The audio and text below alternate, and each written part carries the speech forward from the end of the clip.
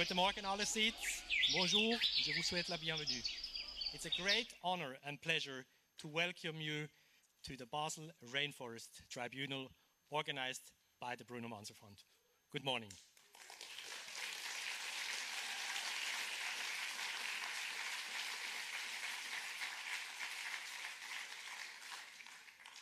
First of all, today's language is English. However, we have a simultaneous translation to German and French. And if you have seen the gadgets being distributed in the hall, please take one.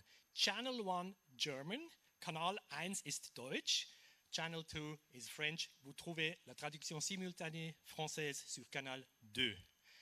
And please, I would like to ask you also to switch off your handphones. Thank you. I would particularly like to welcome our friends from Sarawak who have crossed the jungle, the sky, the ocean, and the River Rhine this morning to join us here. Welcome. Selamat datang.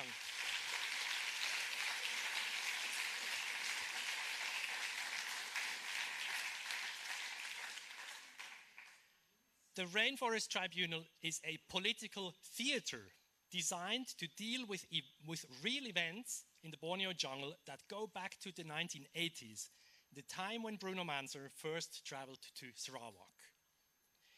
Even though the tribunal holds no power, its aim is to do justice to the victims and to hold the powerful accountable in a symbolic way.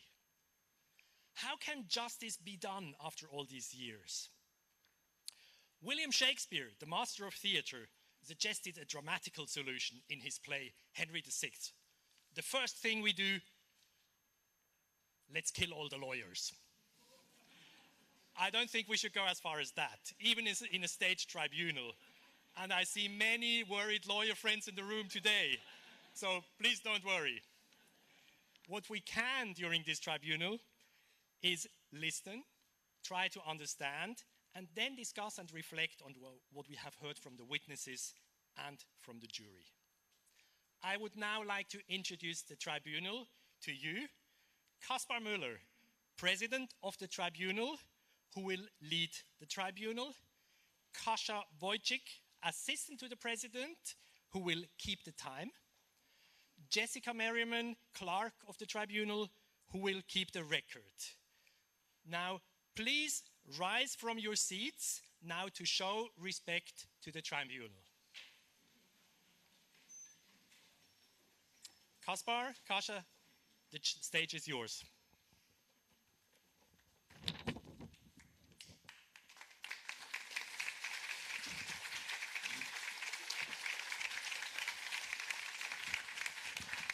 Thank you. Please take your seats.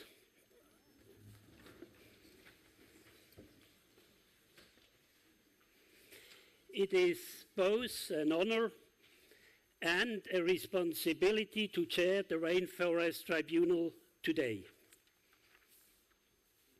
This tribunal is purely symbolic.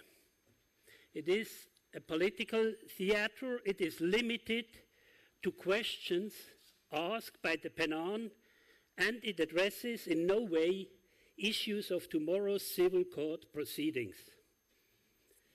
Such a tribunal requires from all participants great respect for the task, great discipline, and the awareness that all answers be to the best of one's knowledge and conscience or correspond to one's own experiences and thus to the truth.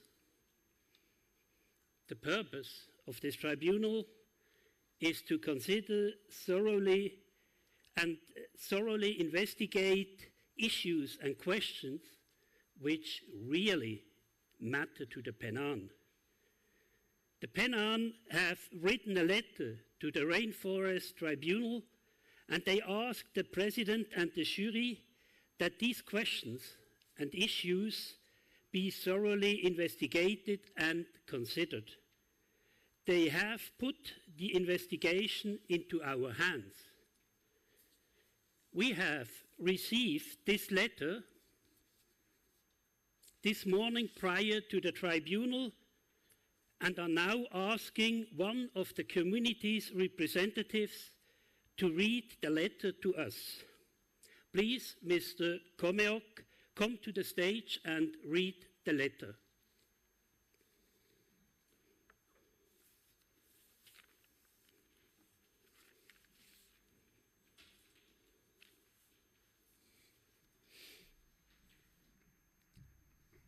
Thank you, Mr. President.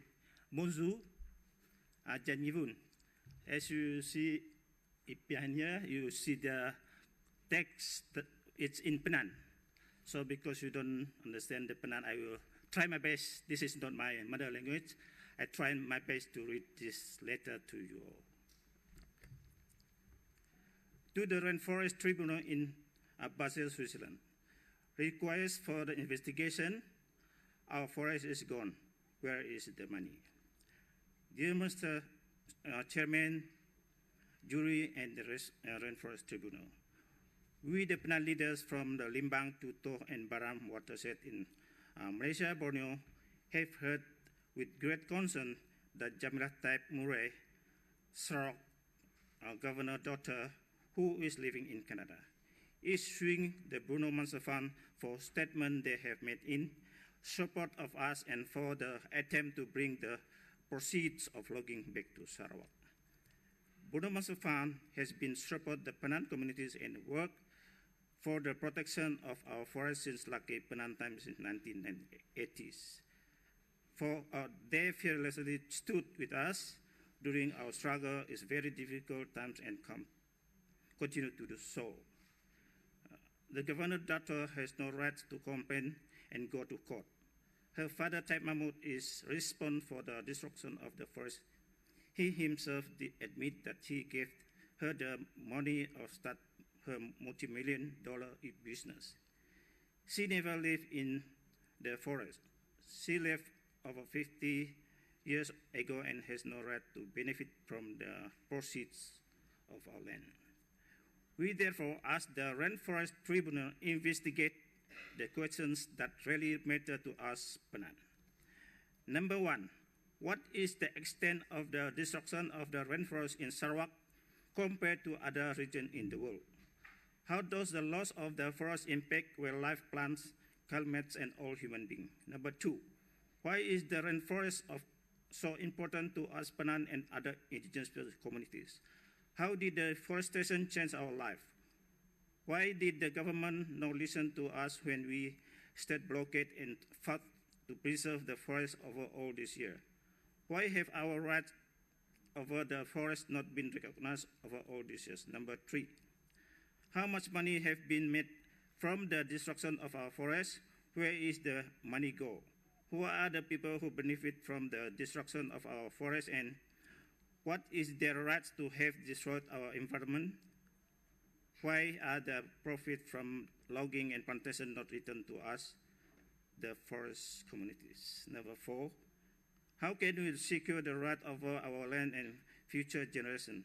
How can we preserve the remaining forest? How can we benefit from local development that is truly sustainable? What kind of remedy is available?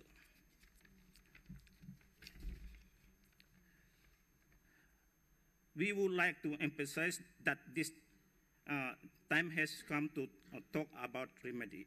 Our forests, our land have been taken away from us. Our culture marginalized, our people discriminated. Remedy and restitution an important step for the better future of our communities. We therefore would like to ask the chairman and the jury that has above mentioned issues be truly investigated, considered. We need you to take a look into the plight and the destruction of the forest without prejudice, not fear, not the truth. We put this investigation into your hand. For the day of the Basel Civil Court proceeding, we the Penang are expressing our unanimous support to the Bruno Mansa Fund. Unlike Taib Mahmud and his family member, like Penang and the Bruno Mansa Fund have always stood in solidarity with us. Now we are standing in solidarity with them. Jan Kinin, thank you. This is the message from all the Penang from Sarawak who work with me and we support Bruno Mansa Fund. Thank you very much.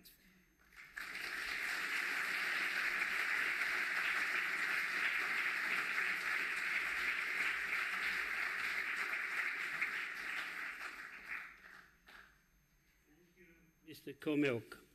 We will now address these questions and issues raised in your letter, and we would like to answer them as accurately as possible. The tribunal has invited 17 witnesses to be questioned by the investigators and the jury.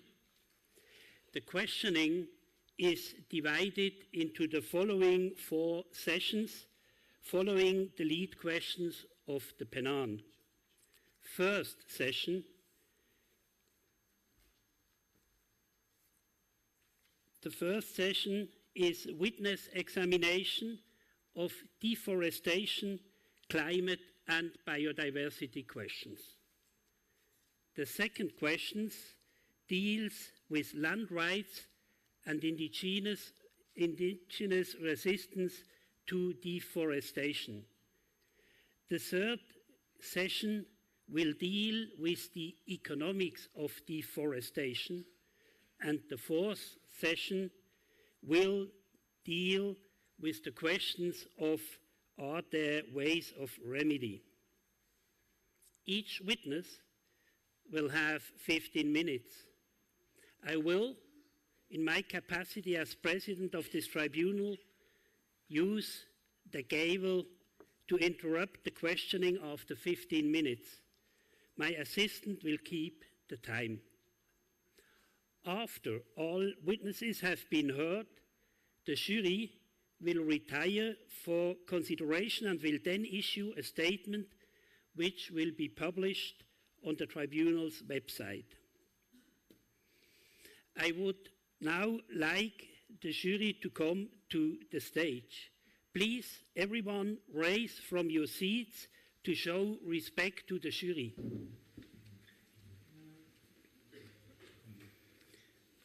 Jury, please come to the stage.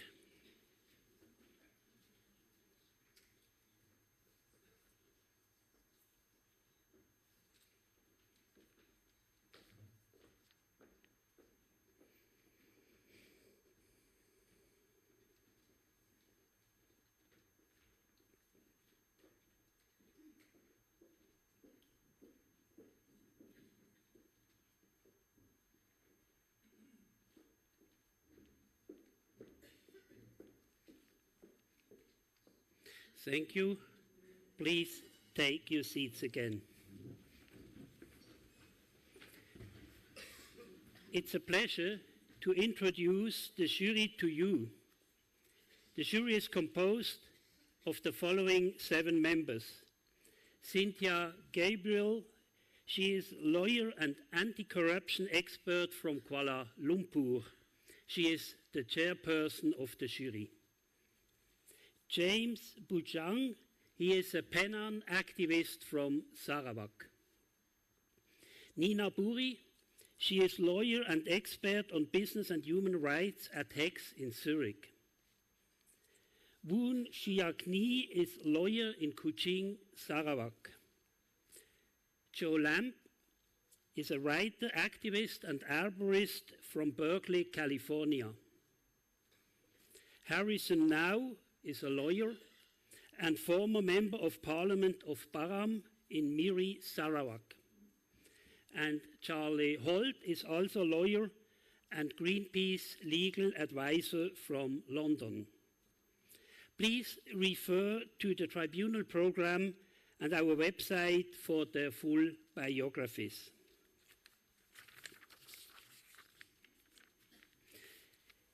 We now come to the swearing-in ceremony of the witnesses.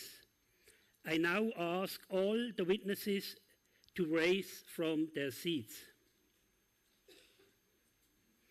I now read a pledge to tell the truth to you.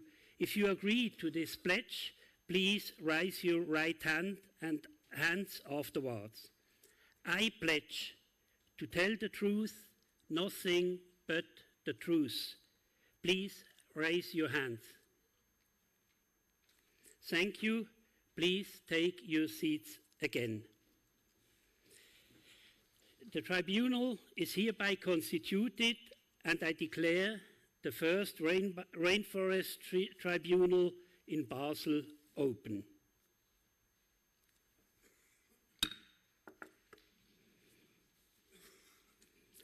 We now start with the witness examination for the first session, entitled Deforestation, Climate and Biodiversity. The topics of session 1 to be investigated are: what is the extent of the destruction of the rainforest in Sarawak compared to other regions of the world? How does the loss of the forest impact wildlife, plants, the climate, and all human beings? A video clip has been submitted as evidence to the tribunal. Please screen the first piece of evidence.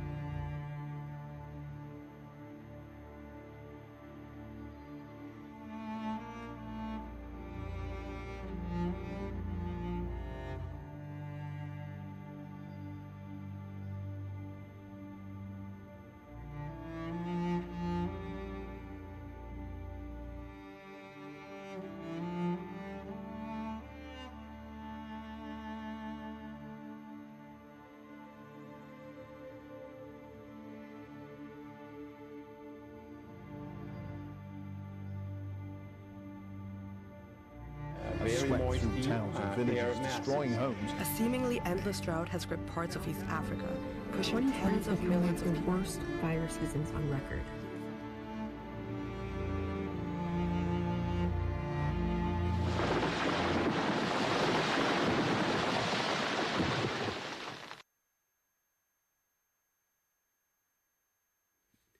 I call now the first witness to the stand. Dr. Claude Martin, please take the stand. Dr. Claude Martin is biologist and former director of WWF International. He is a world-recognized tropical forest expert. He is a member of the Club of Rome, and he was banned from entering Sarawak in 1993. Mr. Martin will be interviewed by investigator Sophie Schwer, project coordinator at the Bruno Manso Fonds, who will interview all witnesses of this session. Mrs. Schwer, please go ahead. Thank you, Mr. President. Our first question, Mr. Martin, how do you view the deforestation of Sarawak in a global and historical context? Thank you.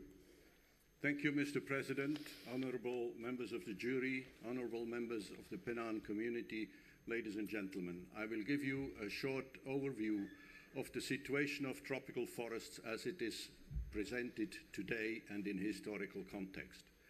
Until the 19th century, tropical forests worldwide, more precisely saying tropical moist and wet forests, covered about 16 million square kilometers.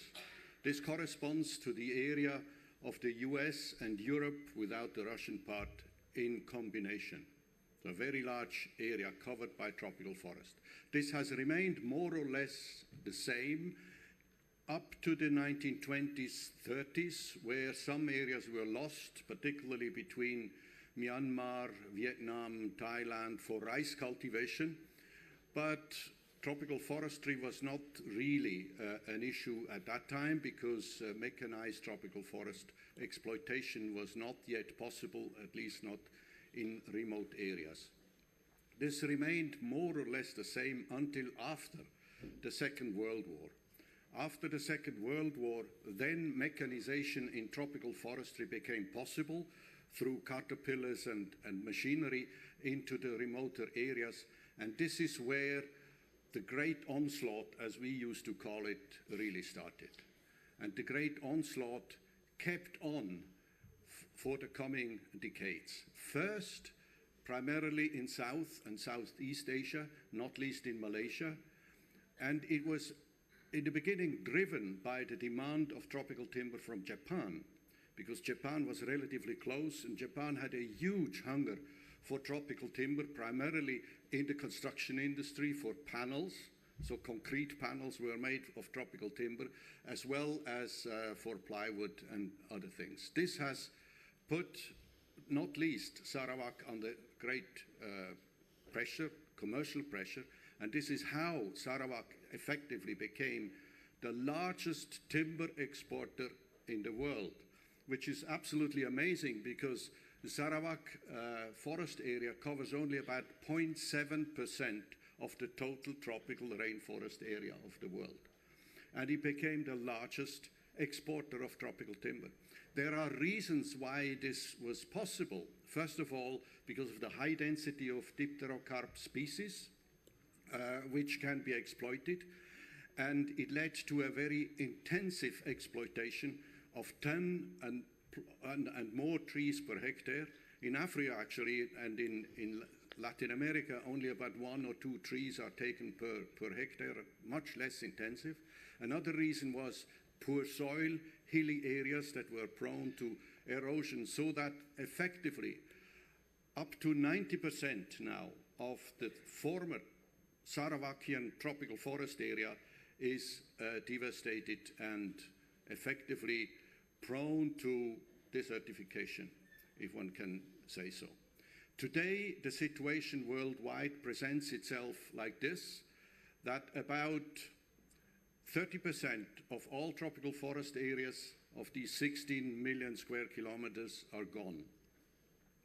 Another 20% are degraded or heavily degraded forests, which means that still about 50% of all tropical forests remain, particularly in South America, in the Amazon basin, and in the Congo basin, which is, in the same sense, a motivation for forest conservation, and particularly also the indigenous peoples. In the Amazonian region, indigenous peoples are actually the best protectors of forests where there are still forests.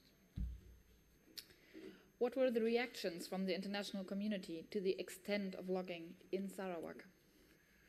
Well, in historical times, the first report of effect of logging or forest disappearance happened in 1976 when FAO produced the first tropical timber and tropical forest report.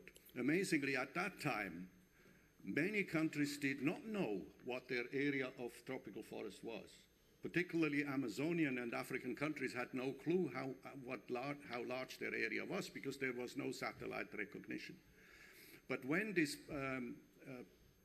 report was published by the FAO, many organizations like my own started campaigning for tropical forest conservation, for biodiversity. Climate was less an issue at that time, but started campaigning for tropical forest conservation and their people.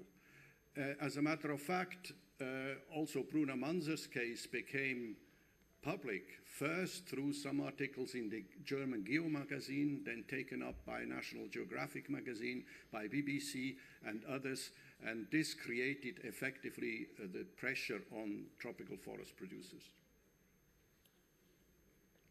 Are there any questions from the jury?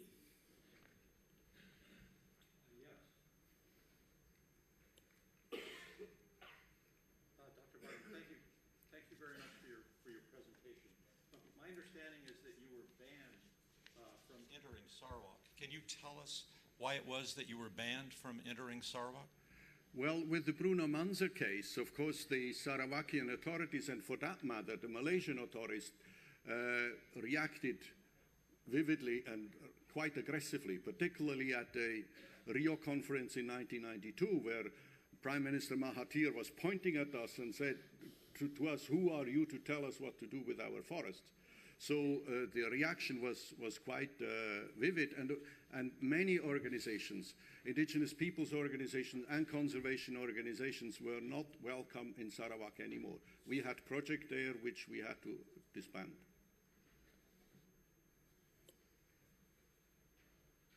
Dr. Martin, in March 1992, then Malaysian Prime Minister Mahathir Mohamad wrote a letter to Bruno Mensa in which he accused him of interfering in the internal affairs of Malaysia. And at the same time, in the said letter, he also, Mahathir also told Bruno Mensa that all countries in the world have the same right to use their natural resources for their own benefit and development at their discretion. Do you think Mahathir was right? Well, at that time, probably in Malaysia, even people would not have said that he is right, because Mahathir did not, in a proper sense, represent the will of its own people, because this was, in a sense, a totalitarian regime, particularly in Sarawak. By the way, in 1992, Malaysia was also a member of ITTO, the International Timber Organization. He became a member of the Biodiversity Convention. He became later on a member of the Kyoto Protocol of the Climate Convention. So they were, in a sense, tied also to a global responsibility. In this sense, I'm sorry to say, but Mahathir was wrong. There is some time left. Are there other questions from the jury? If this is not the case, thank you, Mr. Martin, for testifying. And if I have a few minutes, my watch says six minutes. I can give you a little additional information about the situation, particularly in Latin America and in Africa, because deforestation was much less rampant than in Asia, and particularly not in Sarawak. There is no country that has a 90% loss of tropical forest like Sarawak has to account for today. This has a lot to do with the fact that timber, or rather forest deforestation, started much later in Africa, or a decade or 2 decades later, and also in Latin America, particularly Brazil. But you have seen what Bolsonaro has done, another totalitarian ruler that certainly turned around a very good legislation that Brazil had. So these top rulers had a huge impact on what happens to tropical forests. But even today, the Amazonian forest is still to approximately 80% intact if you compare that to the situation in Sarawak. In Africa, it's the same. The causes for deforestation were different. In Africa, it was mainly slash and burn farming, timber to a certain extent, and conversion to oil palm plantations.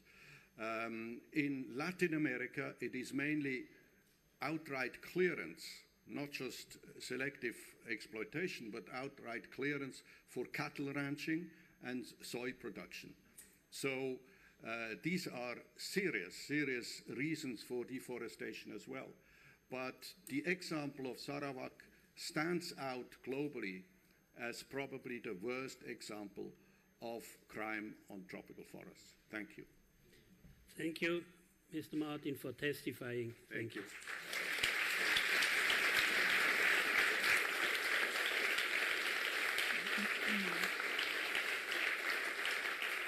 I now call the next witness to the stand, Robin Hanbury Tennyson. Please, Mr. Hanbury Tennyson, here it goes to the stand. Robin Hanbury Tennyson is an explorer and president of Survival International. In 1977 and 78, he led the Royal Geographic Society's Mulu expedition exploring the rainforest in the heart of Sarawak. A slide has been submitted as evidence to the tribunal. Please screen the slide. Yeah. Mrs. Schwer, please go ahead. Mr. Hanbury Tennyson.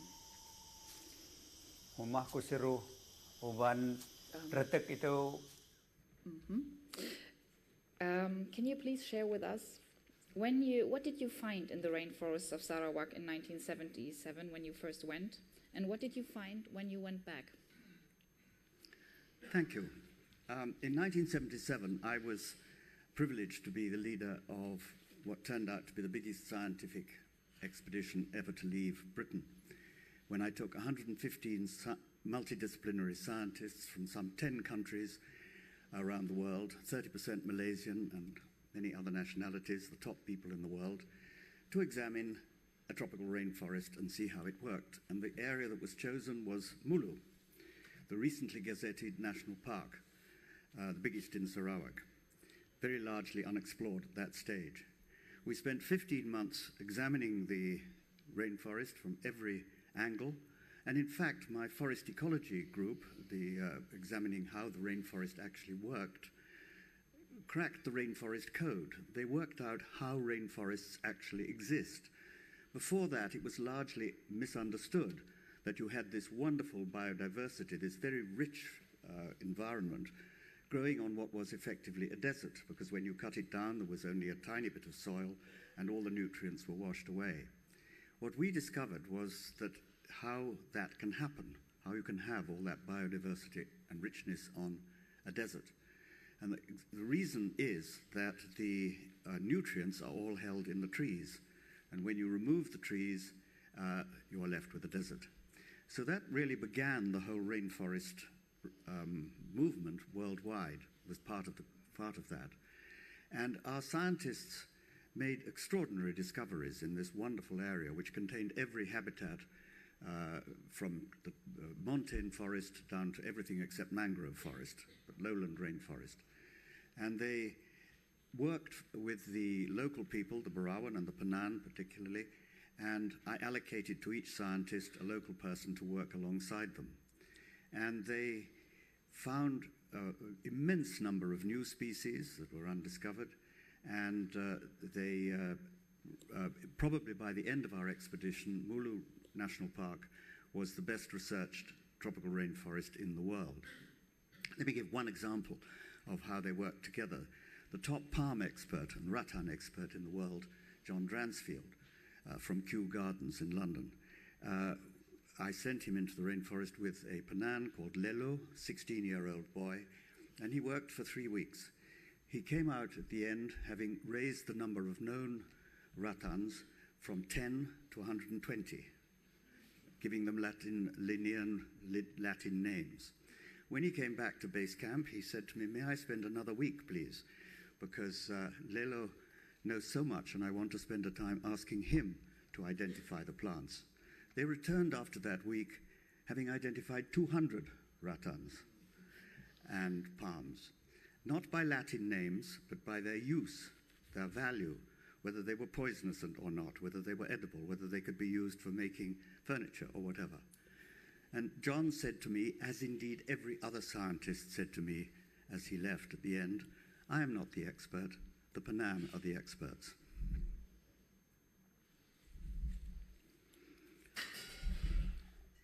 Can you explain to us what does the depletion of Sarawak's forest mean for the world? Well, I've traveled in many rainforests all over the world. In the Amazon, back in the 1950s, I made the first crossing of the Amazon rainforest. And I've traveled in Africa and Southeast Asia. And as the previous witness was saying, there is no question that the destruction of the rainforest of Sarawak is the worst example I've seen anywhere in the world. When we were there in 1977, 78, 95% of the lowland dipterocarp rainforest was intact. And again, as the previous witness said, only about 5% remains. It is the worst example of tropical rainforest deforestation that has been seen anywhere in the world.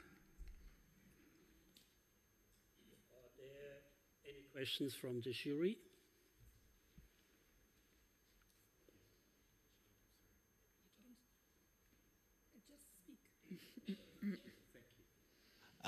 Yes, thank you so much for your contribution. You were obviously an explorer for most of your life. Why was it that you became active in Survival International? That began back in 1969, when I was on an expedition on the Upper Orinoco, and reports were coming out at that time of how the agency in Brazil, the Indian Protection Society, the SPI, had become totally corrupted. There were reports coming out that one tribe a year was dying out, and that there was no international organization then representing indigenous people. And so there was a huge article in a major British newspaper about it all, called Genocide, and suddenly the world became aware of the need to protect indigenous societies from the corruption and the other things that were happening. And so we started Survival International. And since then, there were about 100,000 tribal people, Brazilian Indians at that stage, and the top anthropologists were forecasting that within 10 years there would be none. They would all die out. Fortunately, by alerting the world to the existence of indigenous people, and I think that is the most important thing Survival International has done. I don't believe there's a primary school anywhere in the world now that doesn't have a picture of an indigenous person with a feather headdress or whatever, and the story of how important they are to the understanding of nature and of the world. And so that is our achievement. There are now about 500,000 indigenous Indians in Brazil, and they are very vocal in their own defense, as indeed they should be, because we never tell them what to do. We facilitate them to make their own statements. And that has been our success, and it has changed the world. Recently, I was a couple of years ago at COP26 in Glasgow, and what was most exciting about that for me, there was a great deal of debate, a lot of greenwashing, a lot of things that were good, a lot of things that were bad. But for me, the most exciting thing was that one of the 4 criteria for COP26, for the first time ever, was the recognition of indigenous rights and the role they could play in combating climate change. That, I think, is the most important lesson that we can take from all of this. And as time goes on and we attack climate change and find ways of dealing with it, the role of indigenous people throughout the world is going to be one of the most significant factors. We have to readdress our approach to nature and treat nature with respect, as they do and as we manifestly do not.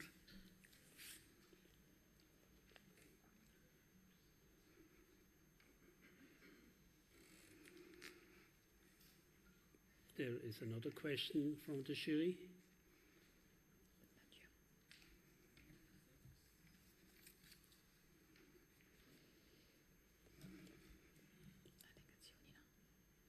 There is still some, yeah, please. Okay. Would an alternative development without destroying the forest have been possible? Absolutely. Another way of developing the forest is now clearly the correct way to do it.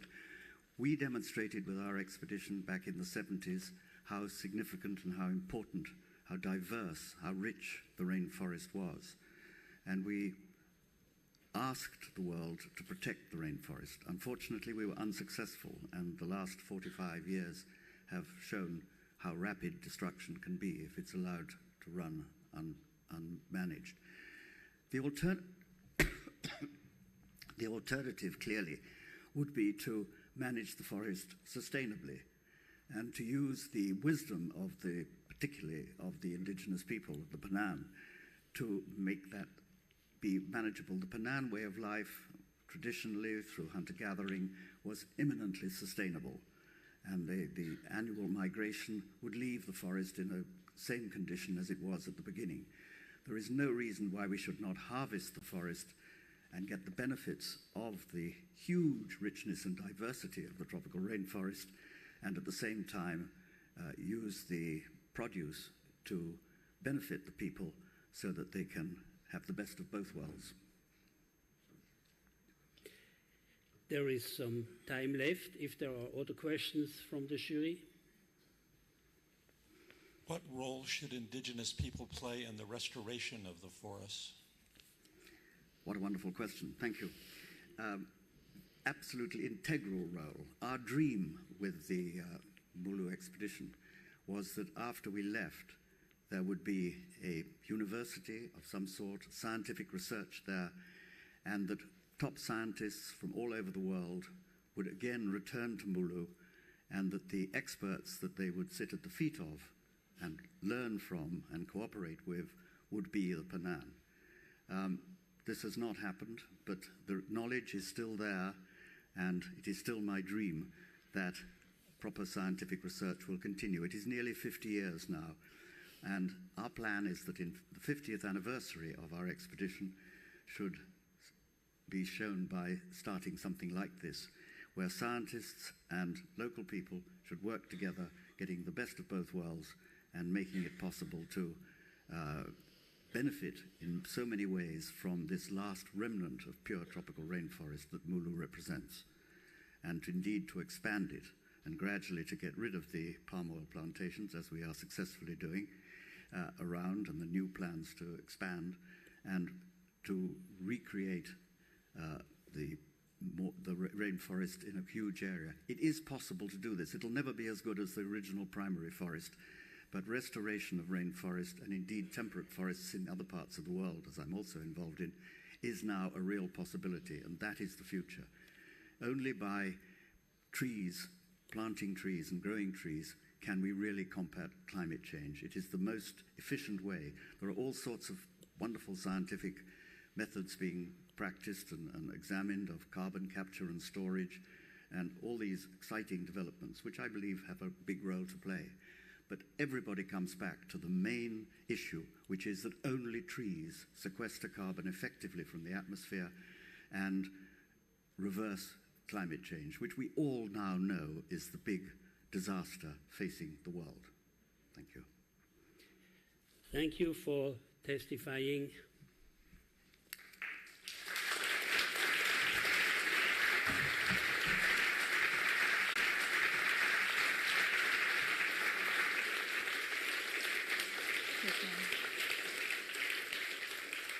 I call the next witness to the stand, Professor Ida Taylard. Please, Mrs. Taylard, here it goes to the stand.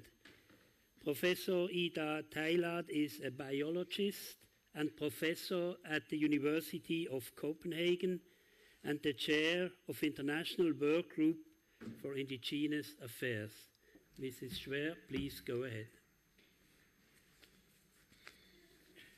Mrs. Taylor, as a botanist, looking at the destruction of Sarawak's rainforest, where do you see the main problem in terms of biodiversity? Thank you. Thank you, Mr. President, honorable jury, honorable Penans. As we've heard this morning, 90% of Borneo's rainforest, or Sarawak's rainforest, was destroyed at a level not seen before in human history. As a consequence, Borneo now ranks among the most vulnerable biodiversity hotspots globally. It can be exemplified by the dipterocarps. Those are the giants of the rainforest, typically reaching heights of 50 to 70 or even 100 meters. Their distribution is pantropical, but the greatest diversity occurs in Borneo with almost 300 species. It is important to say that 7, so before the onslaught began, by ecologist MacArthur and biologist E.U. Wilson. The theory predicts that a loss of 90% of the habitat results in a reduction of 50% in the number of species that habitat can indefinitely sustain. In conclusion, the type rain knowingly and willingly granted concessions that may lead to the loss of almost 50% of Sarawak's biodiversity. I would finish my answer by quoting the great biologist E.O. Wilson. He stated at the time of the publication of his theory, to save Borneo's biodiversity, requires all the technology, science, and moral commitment we can muster. Sadly, TIDE mastered none of these. We've touched upon the topic of palm oil a few times. Large tracts of Sarawak rainforests have been converted into oil palm plantations. Where do you see the main problems of all palm plantations on former rainforests? Now, I visited Sarawak regularly since 1986. My most recent visit was to Mulu in July this year. I've traveled up the major rivers of Rujang, Balui, Baram, and the Tutu. I trekked from the highlands in Borneo to Petik and to the lowlands, and everywhere I witnessed the destructive logging. Later on, secondary forests, still rich in biodiversity, and which could have been rehabilitated to biodiverse forest, were converted to oil palm. So it is clear that today agribusiness has overtaken logging as the main threat to biodiversity in Sarawak. Biodiversity-wise, oil palm plantations are like deserts. These are monocultures. The environmental services once provided by the forests are gone. A Penang put it like this: an oil palm plantation is devoid of life. All the spirits are gone. It is death. Are there some questions from the jury?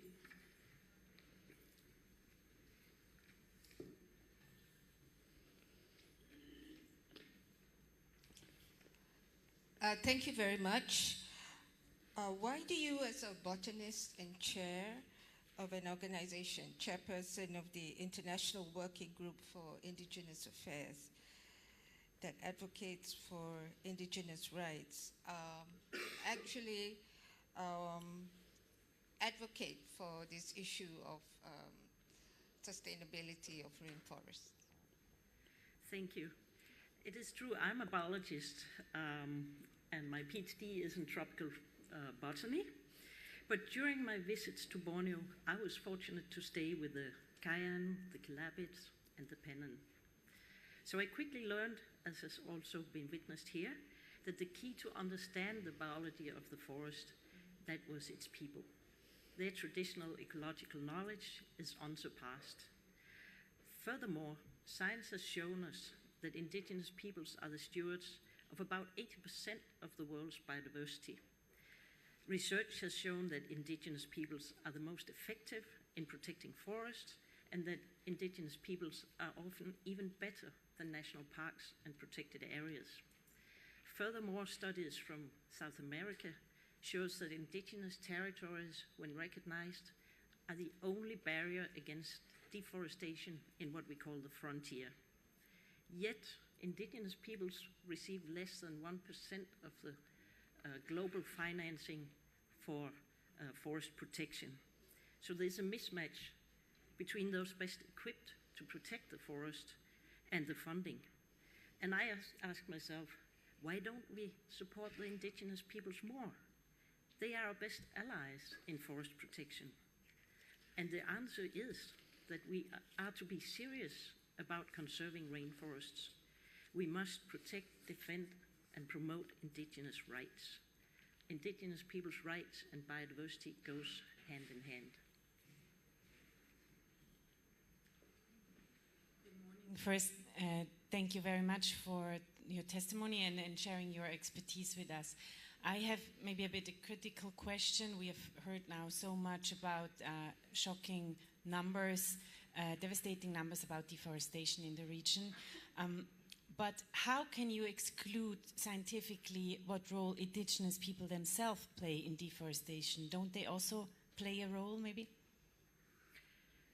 Well, they live in these areas, and we have heard that in some areas they do slash and burn, mainly sustainably, leaving the forest before they come back. And let me say this, it is a misconception that the indigenous peoples drives deforestation.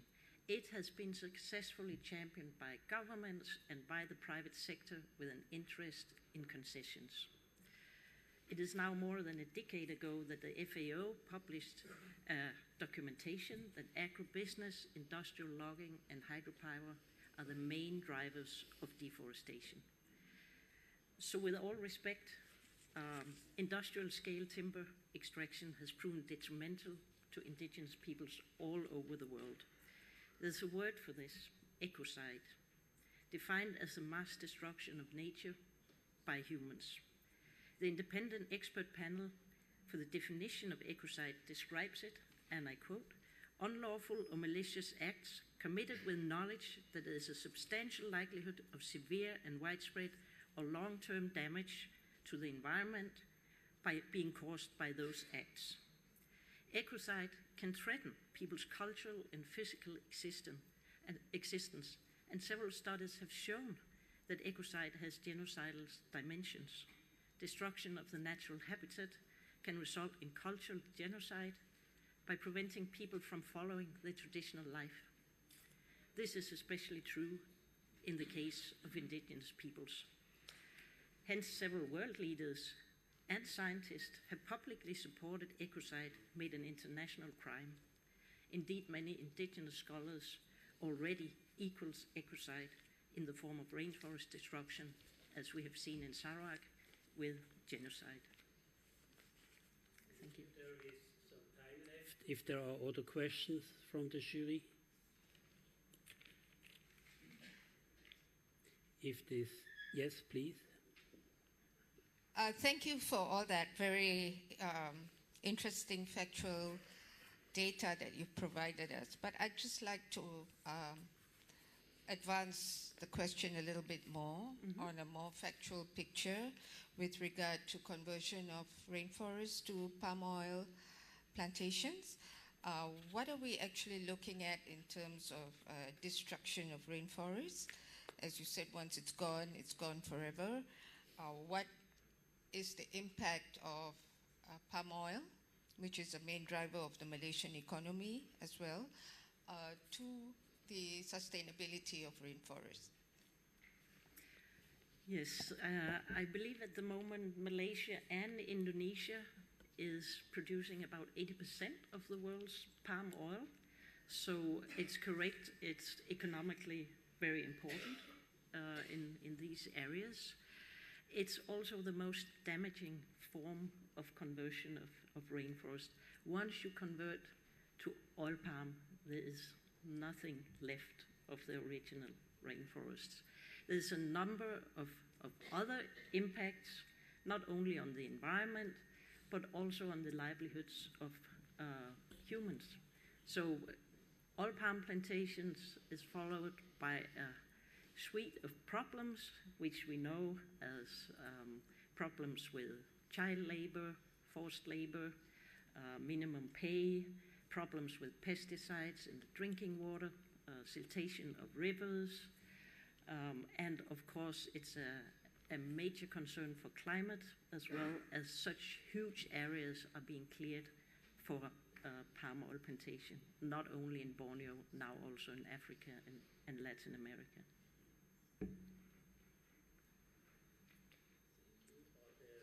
Other questions? Yes, please. Thank you. If you still have time, I would like to use it in view of your expertise. What we have heard already before from the witnesses before, scientists then turn into activists. What role does science play, in your view, to change policy? Maybe I'll take point of departure in the COP15 on biodiversity, which was held in Montreal December last year, and which was, I think, setting some new directions for how we treat nature and biodiversity.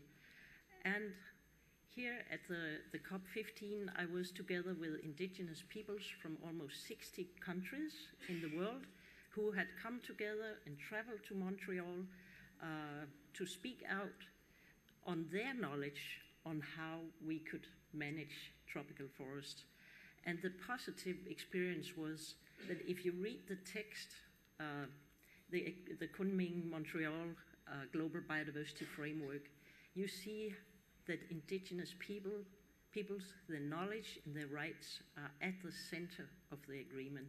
So the international community actually came together recognizing if we are to reverse the trends, we really need the knowledge of the indigenous peoples, and it's in the international agreements. Now we just have to implement it.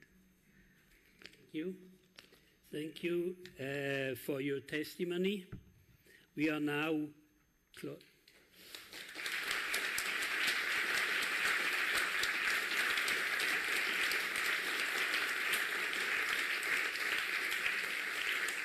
We are now closing the session on deforestation, climate and biodiversity, and we are taking a coffee break until 10:30.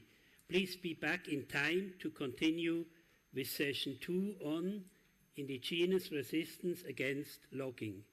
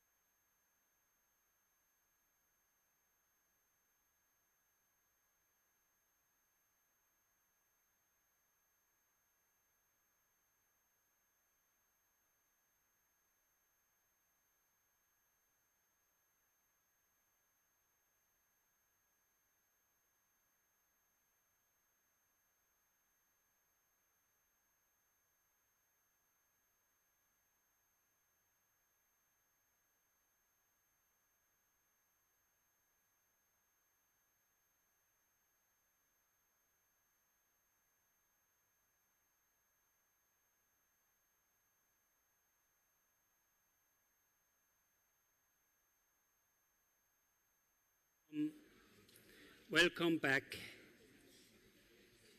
We now come to the second session on indigenous resistance to deforestation. Session 2 is open.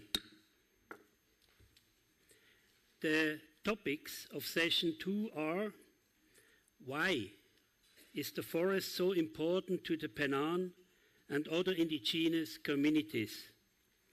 How did deforestation change indigenous lives?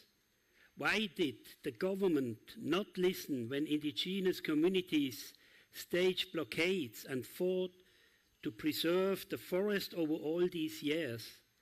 And why have indigenous land rights over the forest not been recognized over all these years? A second piece of evidence has been submitted to the tribunal. Please screen the video. Rumah ku seru, uban retek itu, tanah itu, menaurip emong pi kami. Aku pawe ba matengke, musit tete naat kekat buah naat kekat gunah ke natasa. Awe 30 tahun tengah lepas nari. Aku pun nyakat, aku pun lakau benarak kini. Be pun inu kena jamame. Enanya tenolong meri iso tanah tu kena jian. Be pun iso ne kena jian. Sahau aku pun lakau pah tipu tanah. Barak ngan kekat kelunan samusit, pawe kelunan jauh. Tenemu ke, kenalan ke omong manu pengepawah tong retek tong jalan ke. Pawe ke temu ngan kelunan jauh, Secretary General United Nations sahau. Aku te barak kat penusah ke, ngan kekat kelunan pati potana. Jadi pun 30 tahun terlebih teneh aku mena pengepale winah penyawe kekat gaya benarak kirai bejak pun pengepaleu dai kelunan masuk lem ne toka aku nyakat jin sahau rai pah awe dau itu pawe ke moko sitau tong reteke tong bapayau tau moko lem jalan kira apat ke lem jalan itu. Aku pernah manu surat manu hak pengenyat ngan perintah pun tong Sarawak situ ngan lagi Taib Mahmud. Oto ku manu surat Cina. Pawe huni tau. Kura kekat surat pun jeluak. Surat kura-kura kekat. Keluk nebangan surat. Ame menyat nolong tong kekat itu. Baik pun ala inu-inu. Uban ke oto panai kenan. Inahlah aku ngan laki panai kenan. Inah pahawe ame kenamit. In the 80s, the Penan started showing the encroachment into our forest. Since then, the Penan start our struggle, start the resistance, do the blockade.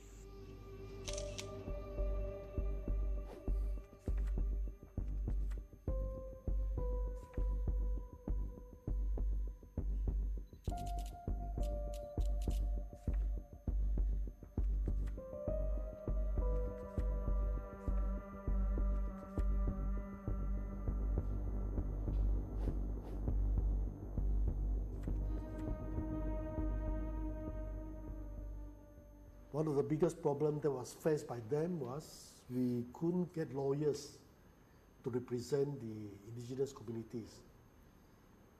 There are just a handful of lawyers who are willing to act for them, but there were so many cases that a lot of them were not represented, so they were put in jail because of the blockades, because they tried to defend their land.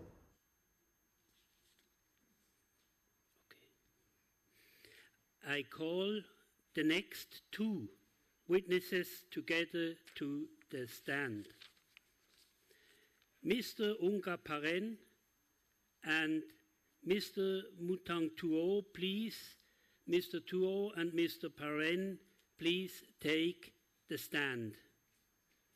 Unga Paren and Mutang Tuo, together with Mutang Urut, were part of the 1990 Penan World Tour when they alerted the world about logging in Sarawak. 33 years later, they have come back to tell us about what happens since. Mr. Perrin and Mr. Tuo will be interviewed by investigator Johanna Michel, Deputy Director of the Bruno Manso Fund, who will interview the witnesses of this session.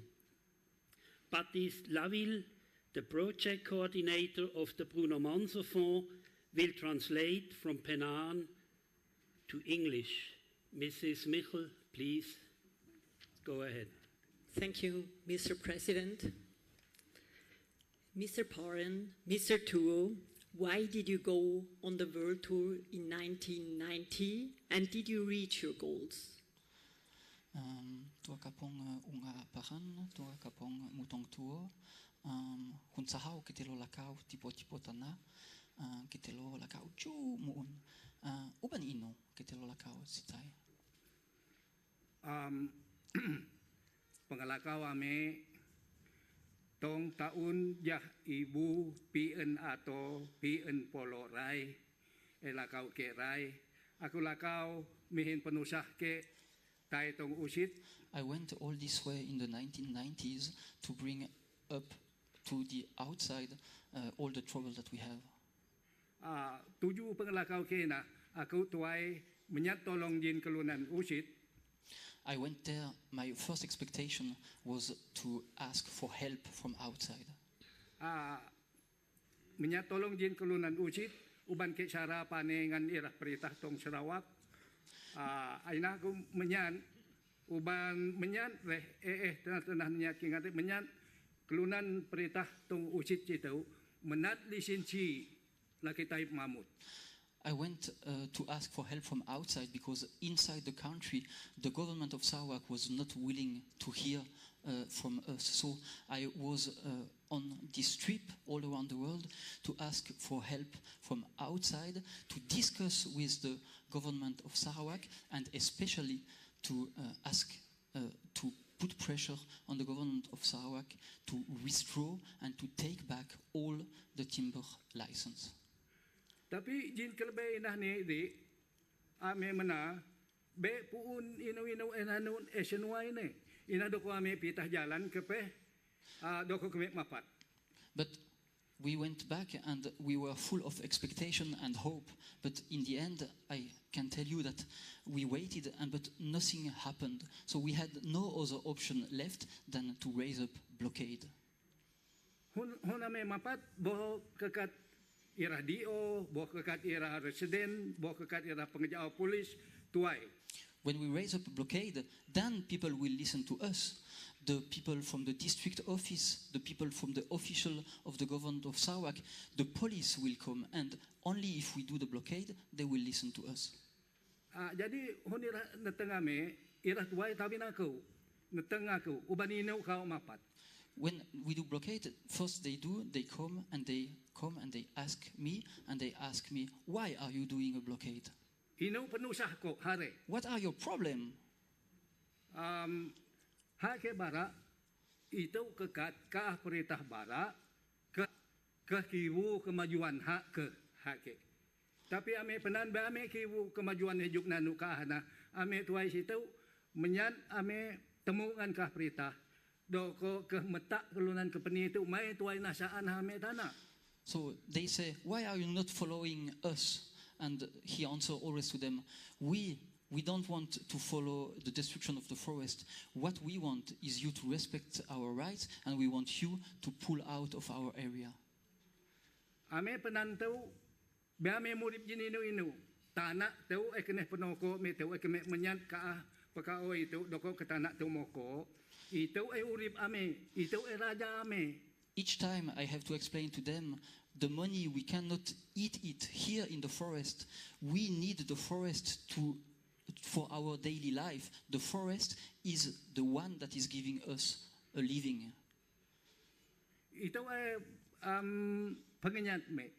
This is what we ask them always. Memang ke mena penyukat nganame, yaina hak pada hairah. Please bring us our rights. This is the way how we can live.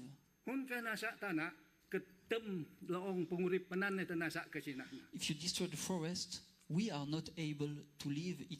Everything is destroyed for us. All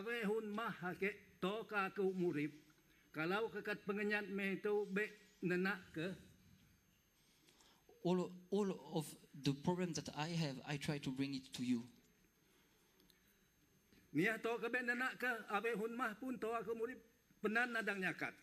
From the beginning on until as long as I will live, I will stand and I will protect the forest.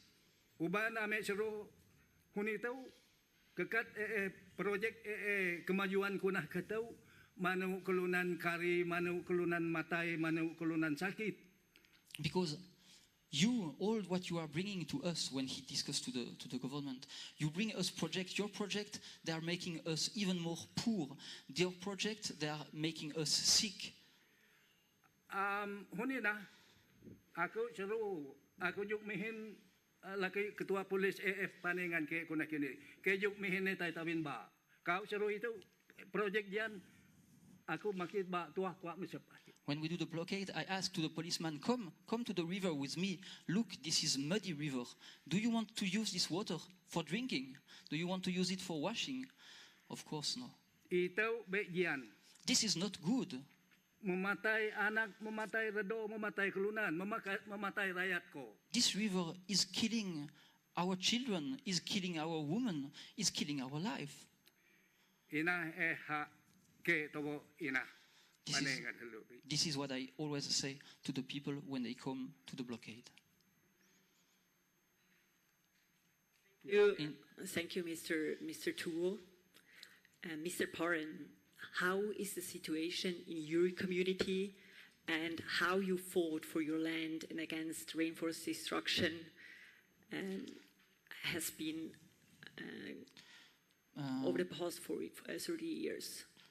Tua kapong mutong tua hunito tong lebo ko inon akam inon jalan muhip tong lebo ko ngan puun ole musit jin pengelakau sahau. Aku mutang tu aku tuai barak hak jin kenin kemun ngan hak tenang. My name is Mutong Tuo. I come here and I promise you I will give you my reality and I will give you the truth about what I live. Omong tosok pina tapi kelunan be omong lebih. Jadi aku cuma nak suta awak. I could tell you for hours, but now I know I don't have time, so I will try to make it a little bit shorter. Tongong ko ngatong jalan ame din kaum din sitau urip ame tusah ngan sutuk ngan kate. We still have a lot of problem in my village in Long Payau.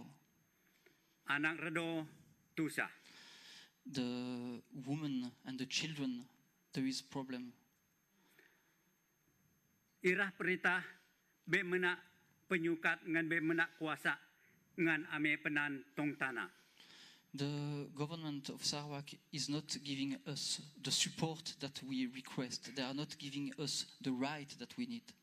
Huname seruh jupitah rigit, jupitah pengumuman, kerja tong pasien atau tong lebo, irame menak kerja nganami. When we are looking, they say you need to work. So when we go for looking for job, there is no job for us. They don't give us any job, so we don't have any money at all. Uban nino uban name kelunan nya katana, uban name penan be pun sekolah.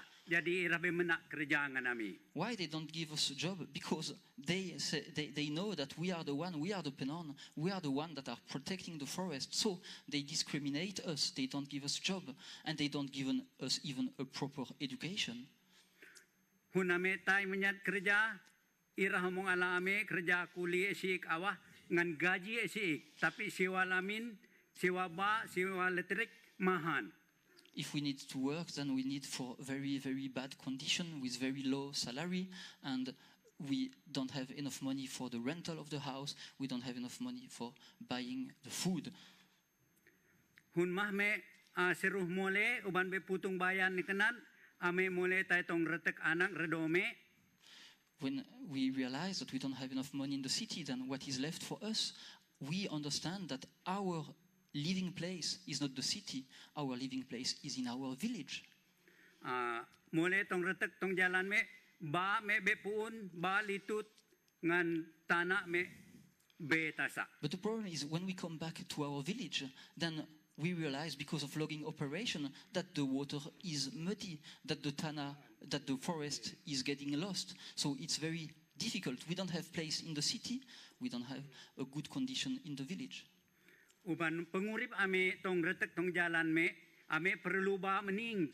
Our living, we need this, they don't want to listen, we need proper clean water. Ame perlu kaan puun. We need to have animals in the forest for hunting. Inai guna me. This is exactly what we need. We need a good forest. Uban tanah yah purip ame. Because the forest is the one that is providing us our life. Ame tekep pokok tanah. We need, it is our responsibility to protect the forest. Uban huname lepas tupat juk pokok tanah manong mem mihin lawyer tai peteneng lem kura-kura penusah. We have already tried all what we can to protect the forest, raise up a blockade. We prepared some maps. We work with the lawyers. Tapi ave hunitau beirah menak penyukat ngan ame pokok tanah. Although we made all these efforts, the government of Sarawak did not give us any sign and any rights, any recognition of our rights. Inah gunah ne ame temungan kura-kura sitau ame bahu ngelan puun pengepaleu jin kao me tuai itu kepe ngan puun pengepaleu ban kura-kura kekat pengejau lepas jam. Hak inah muun aku jam muun kura-kura kelunan inah ejau inah ri inah pane muun. What I tell you is the true. We are fighting for our forests and for our rights, and I really hope after this, you and all the very important people in this room, you will help us to make sure that a change will come, because we need to have a change.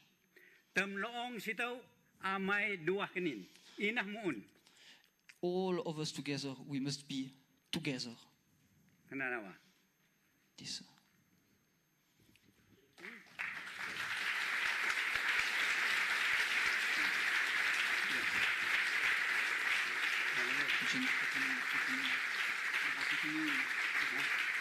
Thank you.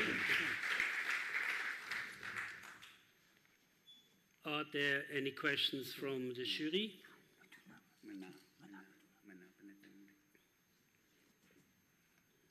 Jan Kenin, situ akun teng. Kini pun perintah ngakun retek ngan hak kokai. Now I need to change to shift the translation. Okay, please let us know on your experience. Did the government provided you any rights? Kini pun perintah ngakun retek asin hak kokai. Be puun peritahinan aku nak kini ini. Kalau perintah pun ngakun be lah aku tuai nak kedeng situ. Ina aku panen ni perintah be pun perintah ngakun. Oh ya nunga molek ke aku ke ngeshop itu. Be pun. He said, of course they don't give us any rights and any land rights. If I would have land right, I would not be doing all this way, and I will not stand here. I am here because I have to say that I want to have my land rights. Kepe aku juneteng. Ino pengepaleu atau pedusah lebo ko nganu ko penito. Pengepaleu jinbuun. The second question is, okay, what have changed since that time in your village? Did something changed? Is something better? Pengepaleu bari hak penetengkok na. Kalau pun pengepaleu pengurip penan, be aku manuk kenyo tuai situ ciik pe pengaleu pengurip penan aku bara puun. Kalau ni sama sekali be puun bari itu aku be bara puun. Okay. Be puun. I come here and I tell you honestly, really the truth, the change that I asked before did not came yet. We still need to have change for our living condition. There is some time left if there are other questions from the jury.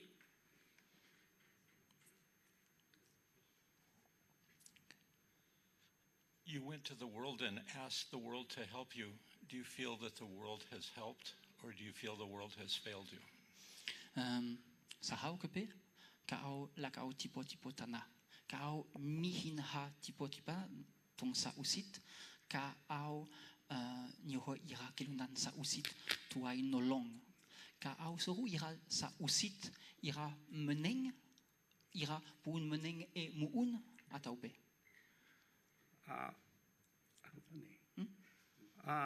Sahau bari aku barak ni ri sahau ku nak kira tong tahun bari benarak kini ri tahun jaibu pien atau pien polo rai.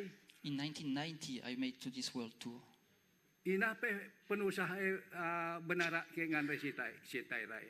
Bari hake uni tu nari ke nyoho perintah situ minta tolong jadi situ uban ame seru ame sitai perintah situ lebih gahang lebih pun penyukat jin perintah sitai. We hoped that the international community is stronger than the government of Sarawak. Our problem is the government of Sarawak is not listening to us. So what we were hoping is that the international community will listen to us.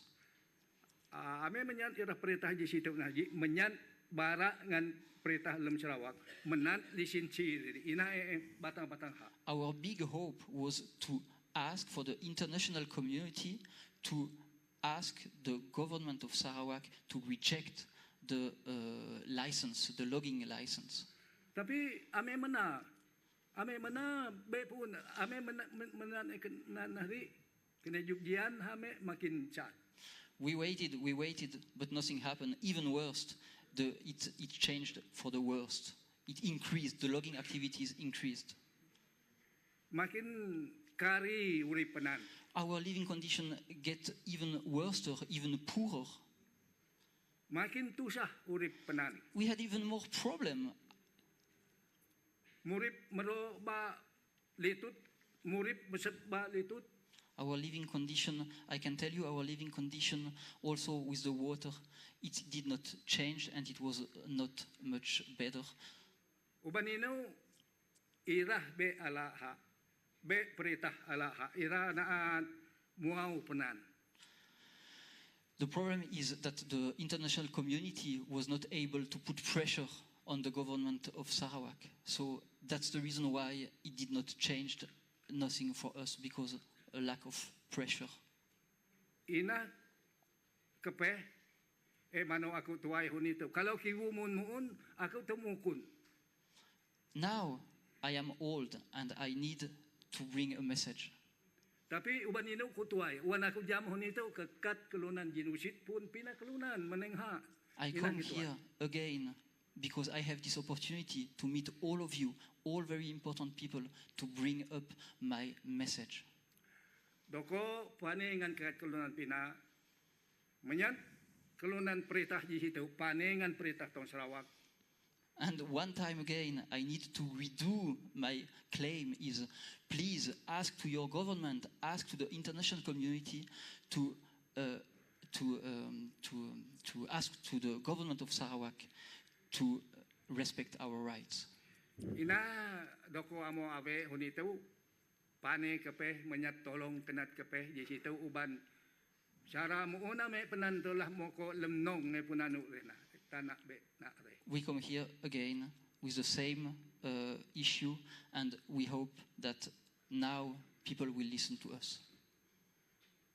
Thank you. Yeah.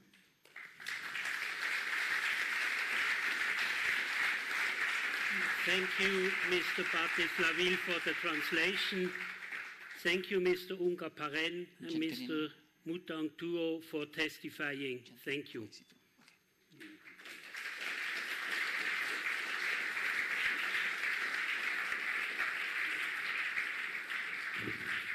I now call the next witness to the stand, Mr. Mutang Urut. Please, Mr. Urut, take the stand.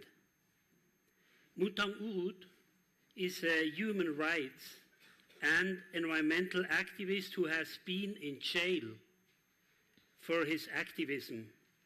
As a Kelabit, he also participated in the 1990s Penang World Tour. He later went to live in exile in Canada, where he worked with youths of First Nations and continued his activism for indigenous rights. A slide has been submitted as evidence to the tribunal. Please screen the slide.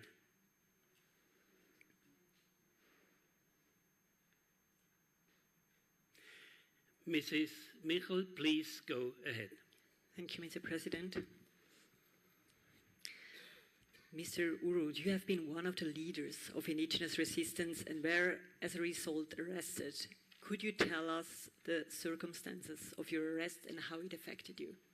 Thank you. In 1991 and 1992, I was helping Komyok to facilitate the last long blockade of the Penang in Baajang. I also facilitated local and international media to report on this blockade, like CNN, BBC, ABC, and many more. I also guided a member of parliament from Canada to the blockade. This was when the secret police came knocking on my door at 1 midnight in the town of Miri. I was quickly put in the local police cell. A few days later, I was driven 9 hours to Kuching prison in handcuffs. I was blindfolded. For once, I was feeling really scared in my life, like a chicken to the slaughterhouse. I was put in solitary confinement for about a month.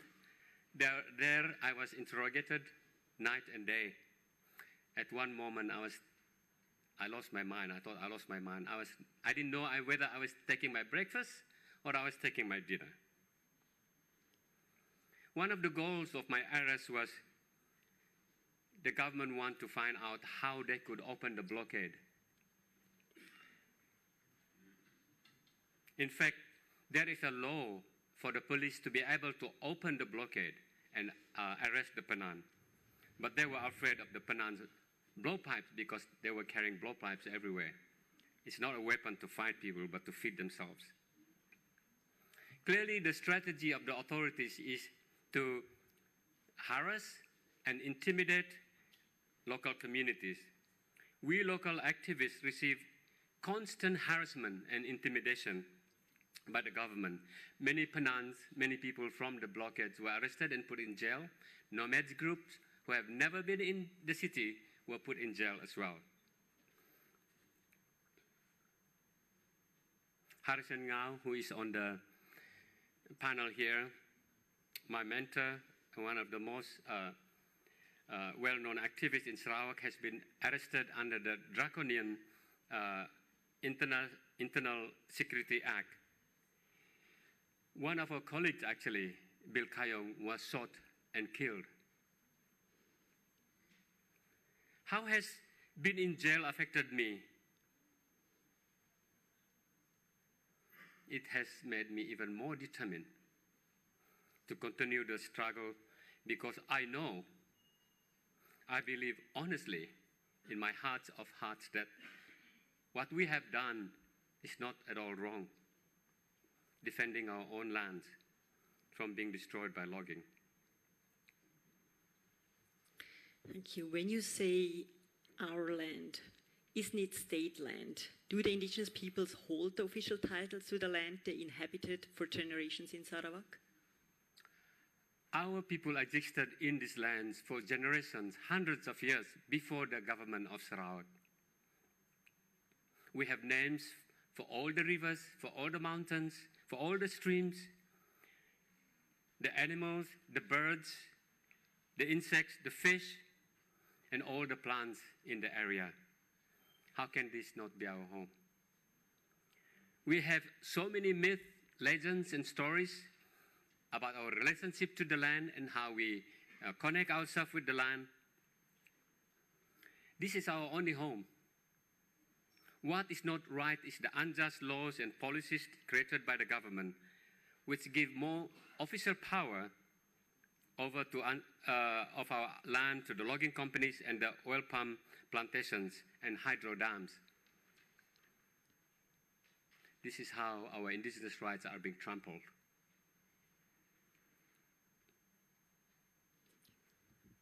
Are there any questions from the jury?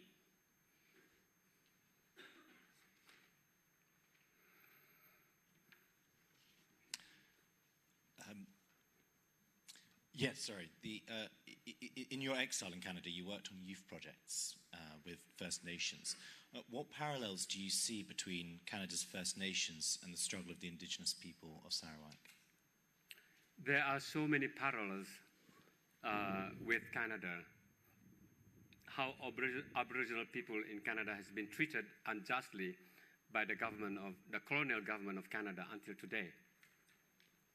Both Malaysia and Canada have a parliamentary government, and we also share the same legal systems. Yet these same systems deprive indigenous people of our rights to our land. In Sarawak, native customary rights to land has now been changed to native customary reserve, which is equivalent to forcing our people into reserve land, just like the Indians in North America, Indians in Canada.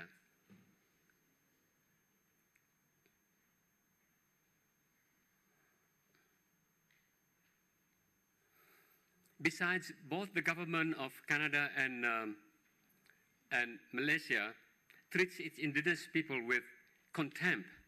They think that we are incapable of knowing what is best for ourselves, for our future.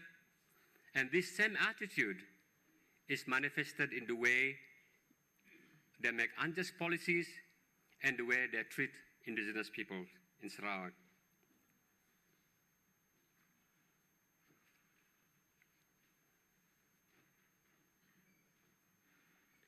Is there a second question from the jury?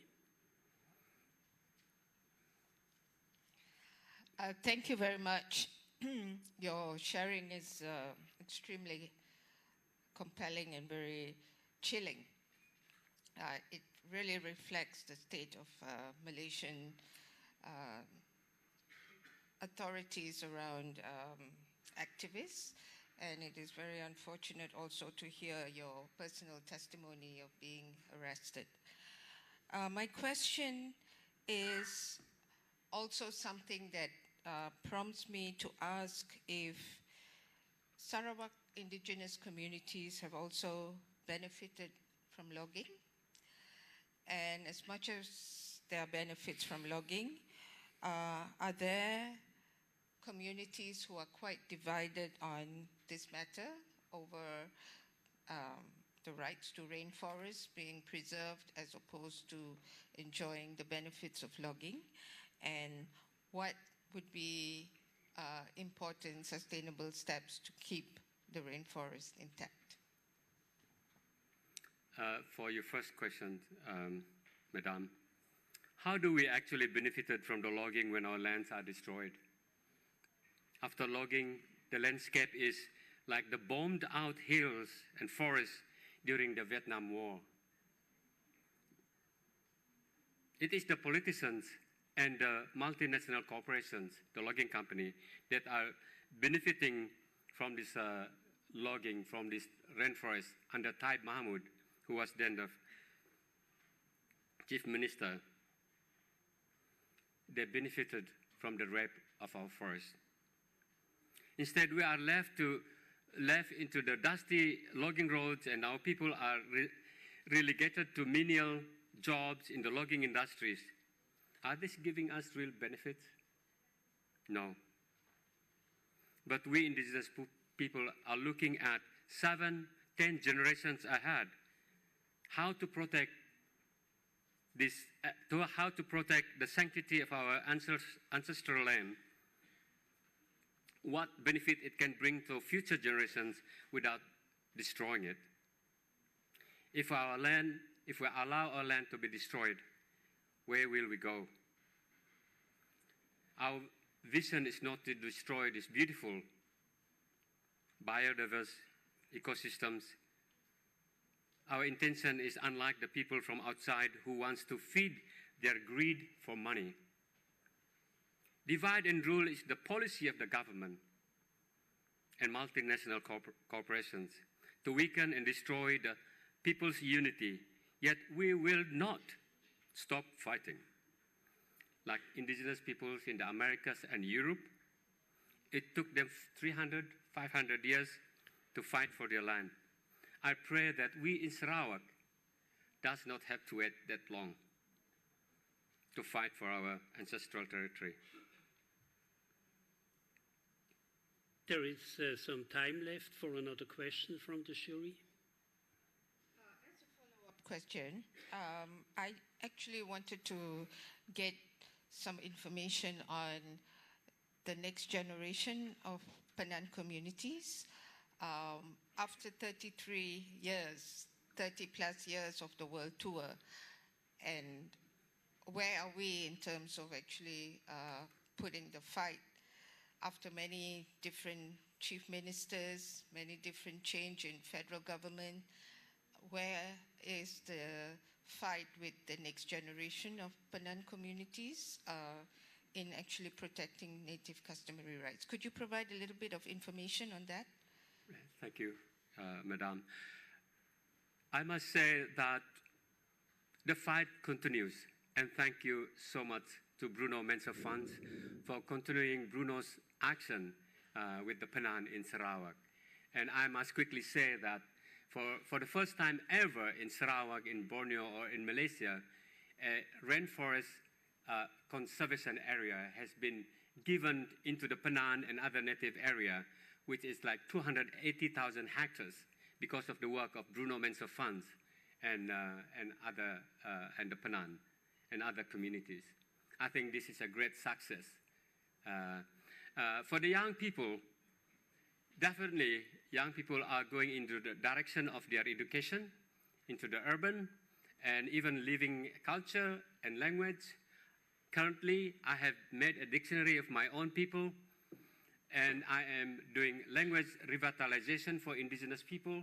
And I think if we want to involve the young people, then we must immerse them in the language, because language comes from the land.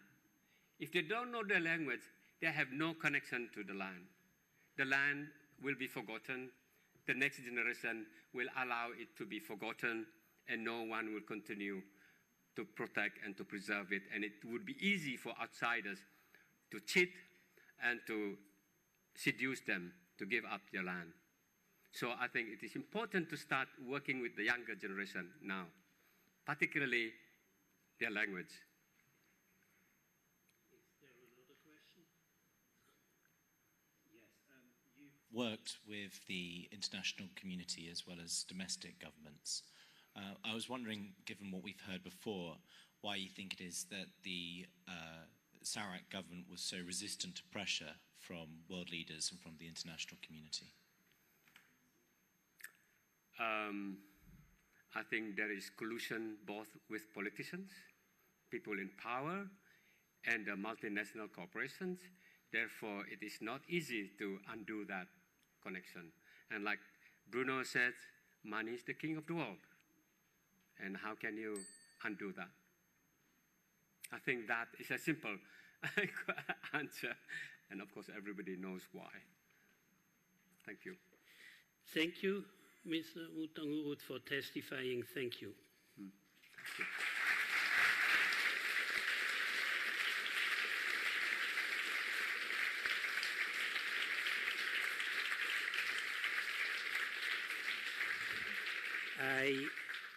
I call the next witness to the stand, Mr. Komeok Cho. Mr. Komeok Cho from Long Kerong is the CEO of the Penan organization Keruan. He has been working for his community since the early 1990s. A slide has been submitted as evidence to the tribunal. Please screen the slide.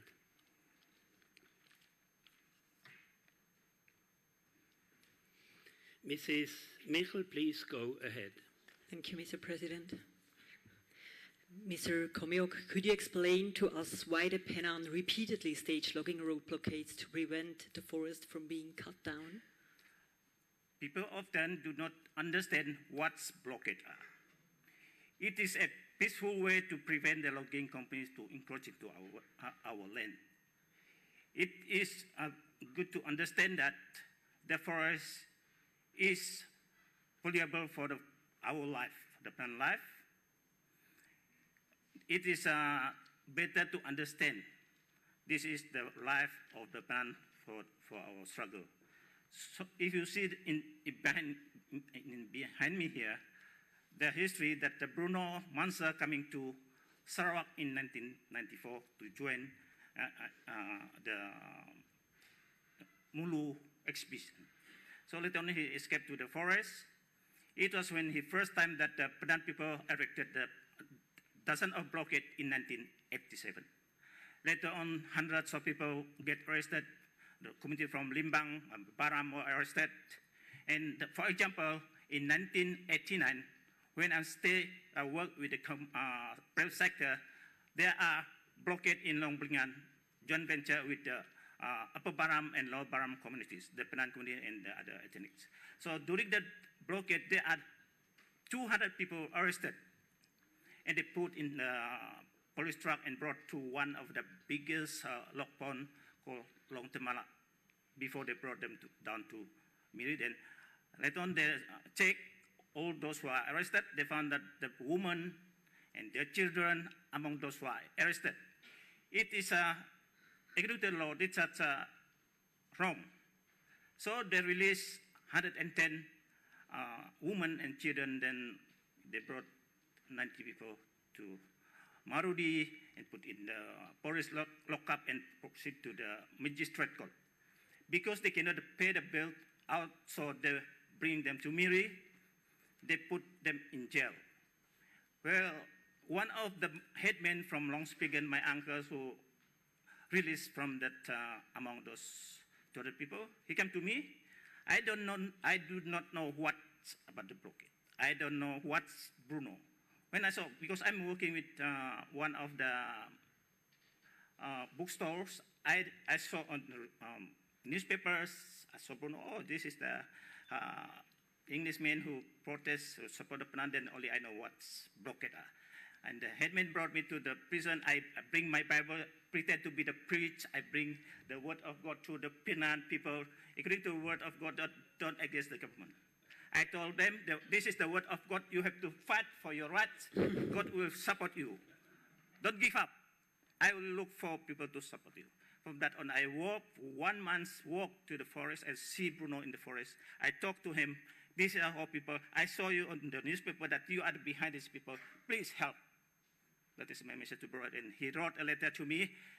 He asked me to work with Harrison Ngau. Recommended until to this day, I don't send the letter to Harrison because if I take that task because of his force, it's cheated him.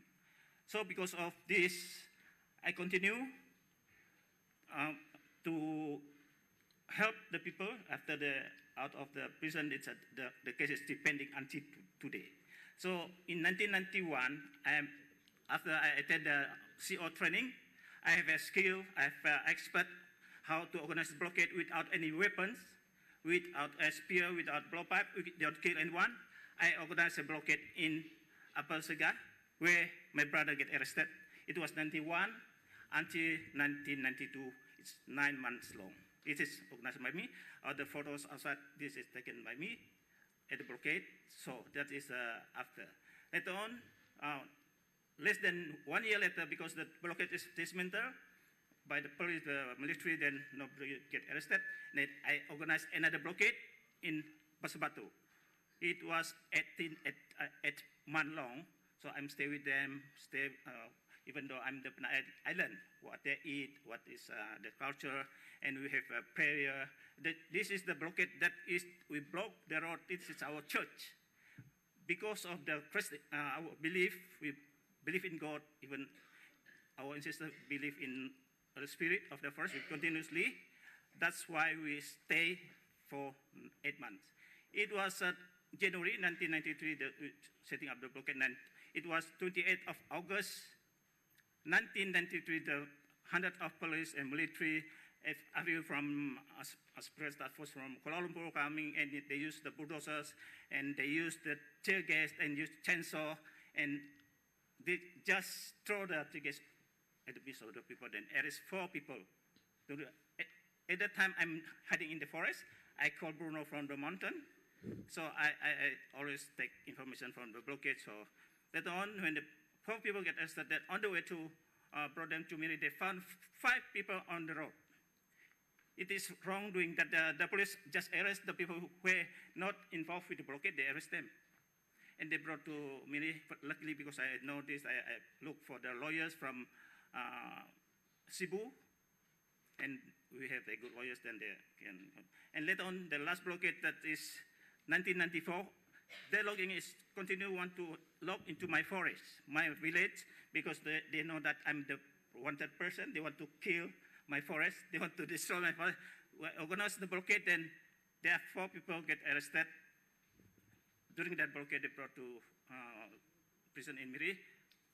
Because of that forest, we have my forest, my village, untouched forest until today. This is a good result of my fight. And later on, until this year, they are still blockade in that area, continuously blockade. But even though that this forest is under Upper Baram Forest area, this is what I tell you. And the brutal government and does not listen to its own indigenous people.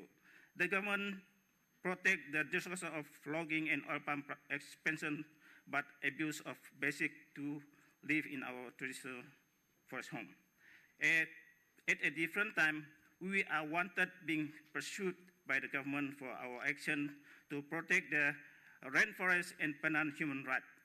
I have lived my village and my family had in a different place. It is that through the international pressures and attention to our struggle that we now are here. Thank you. Mrs. Michel has a second question, which we certainly would like to hear. How often did the government or the timber companies use violence against the Penan, and have you witnessed this violence? We must look at the violence beyond the physical ones. Since the logging began, we are living in fear every day of losing our forest, home, and seeing our culture eroded just like a soil being chased into the river by rain. When the trees get cut down one by one, but surely our people get arrested.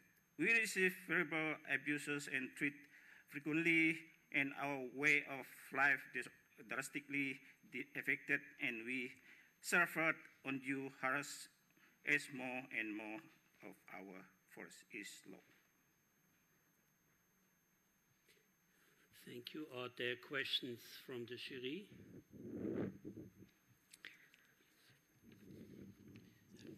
Thank you, Mr. Komiok, on your very detailed testimony of the situation the Penan in particular are facing in Sarawak before and even until now. You mentioned that you initially worked with a logging company, but decided later on to stop working for them. Why did you stop working for the logging company? And what so profusely motivated you to instead become a community organizer, knowing very well that although you were very legitimately defending your rights over your ancestral land, forest, and protecting your rivers from being polluted by the loggers, and knowing very well that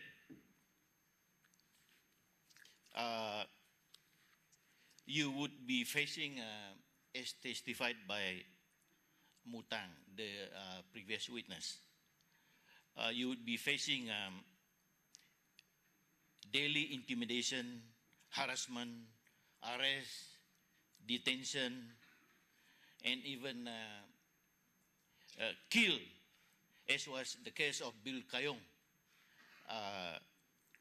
about 2 years back, I believe, for organizing his community against an oil palm plantation company. So what made you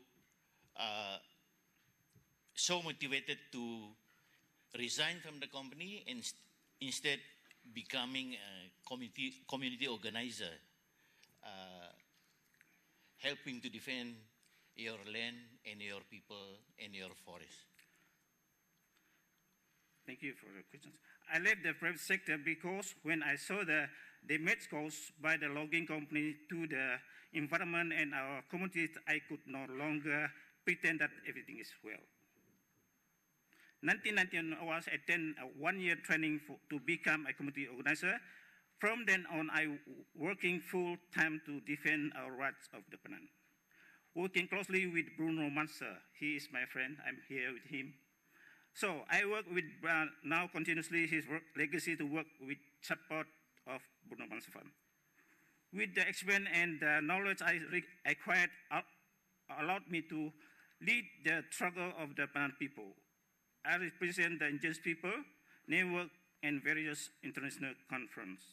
When my people live in constant fears and are put in jail for protecting our forest home, but the destructive logging companies are protected by the police and the government, I have to do something to stop that injustice.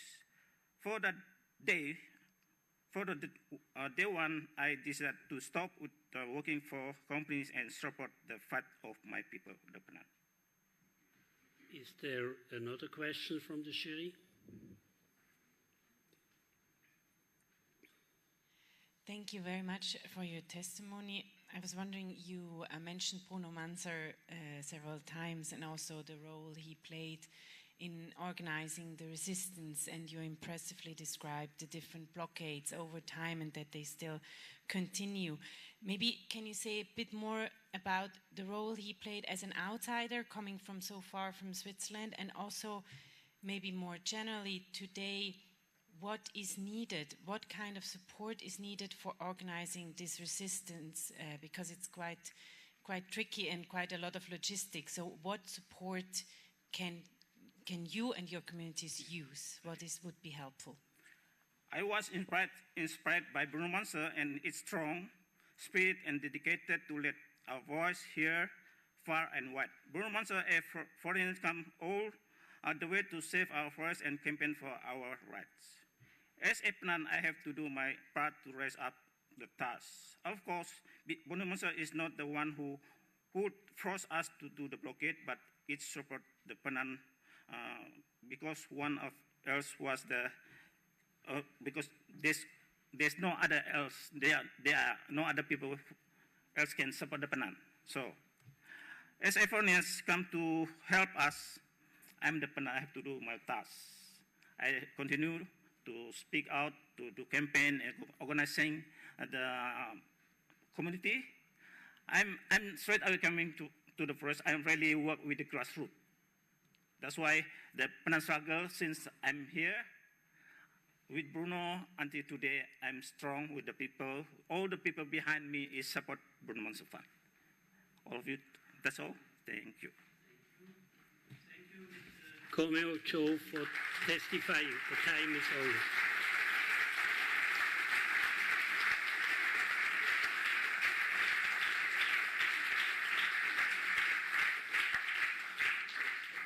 I call the next witness to the stand, Mr. Gerald Joseph. Please, Mr. Joseph, take the stand. Gerald Joseph is a former commissioner of Suhakam, Malaysia's Human Rights Commission. He has been banned from entering Sarawak since the 1980s because of his involvement in the campaign against the Bakum Dam. A slide has been submitted as evidence to the tribunal. Please screen the slide.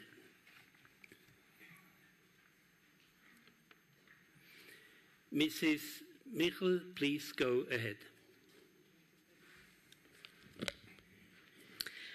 We see Bill Kayong in the photo. In 2016, the indigenous activist was killed in the streets of the coastal city of Miri in Sarawak. Can you tell us more about the case and the dangers for indigenous and environmental activists in Sarawak? What is the role of the government in the intensity of such conflicts?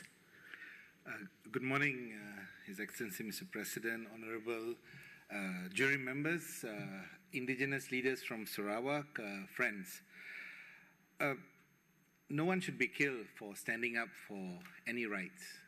They have a right to express themselves, but unfortunately, a strong person like Bill Kayong, all he did was ask questions, ask for information, spoke to the indigenous community who were affected. He was a secretary to a political member of parliament, and he was doing his work. You need to do your work. And he was interested in the rights of indigenous persons. There was a land grab case in one of the villages in Sungai Bekalit near Miri. He was, what you used the word was, to get involved. And getting involved is not a crime. Unfortunately, on 21st June 2016, he was shot while at the traffic light in the city while driving his car. The police arrested 3 people, arrested 4 people, charged 1 person with murder to the gallows. Malaysia still has death penalty. 3 other people who were abetting, including the boss of the company, has been released. But more recently, they arrested 1 person who was hiding in China, who they said was crucial. We're waiting for that case to go. So this is what's happened to a man like Bill Kayong, which I think I see many Bill Kayongs here. I'm also reminded of Bruno Manser, who's also another man who asked the same questions, and he also has disappeared. So any activist who actually is for people's rights, for indigenous people's rights, asking questions, organizing people, doing what rightfully should have been done by the government, should never ever be a target either by state or non-state actor. And if this involves non-state actor, then the question is, what is the role of the government in trying to make sure that person, that perpetrator is taken to justice, or others are protected against such violence? Joseph, for 6 years you worked as a commissioner at SUHAKAM, the National Human Rights Commission of Malaysia. What were the main indigenous rights violations that you have witnessed and learned about in Sarawak? First of all, congratulations to Switzerland, because I just found out that on 23rd May, your parliament has just passed a law to set up the National Human Rights Commission for the first time in Switzerland. So I'm really happy that you have one. Malaysia has had it for 23 years. It is an oversight framework where people can go and complain when a human right is violated, because we expect governments to take up their duty and obligation to protect our rights. But many times we know government speak the right thing but do the wrong thing, right? So we have realized the commission, which is SUHAKAM, is the National Human Rights Commission of Malaysia, that's a short form. I was appointed as a commissioner in 2016. I was an activist from the early 1990s, and that's where I worked with a lot of indigenous people. The reason you have a SUHAKAM or a commission is to ensure that the government's duty to protect and to fulfill their obligation of rights of people are done.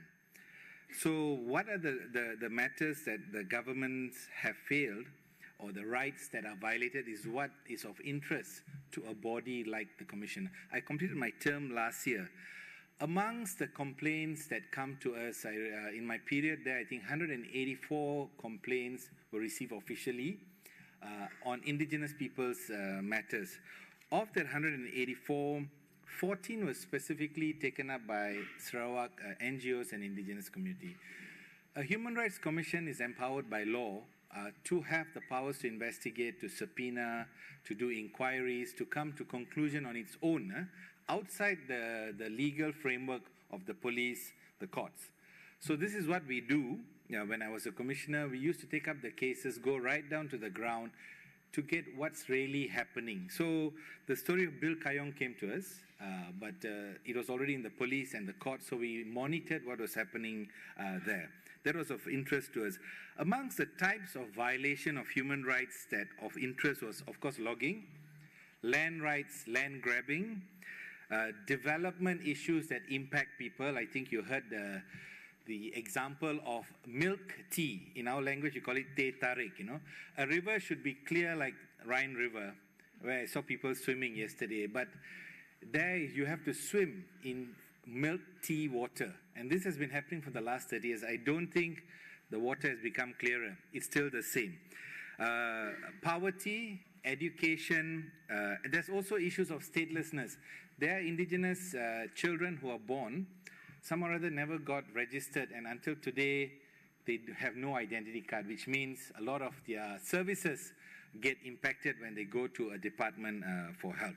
So this is a long list of issues that have come to us as Commission on the rights that have been violated on indigenous peoples in Sarawak.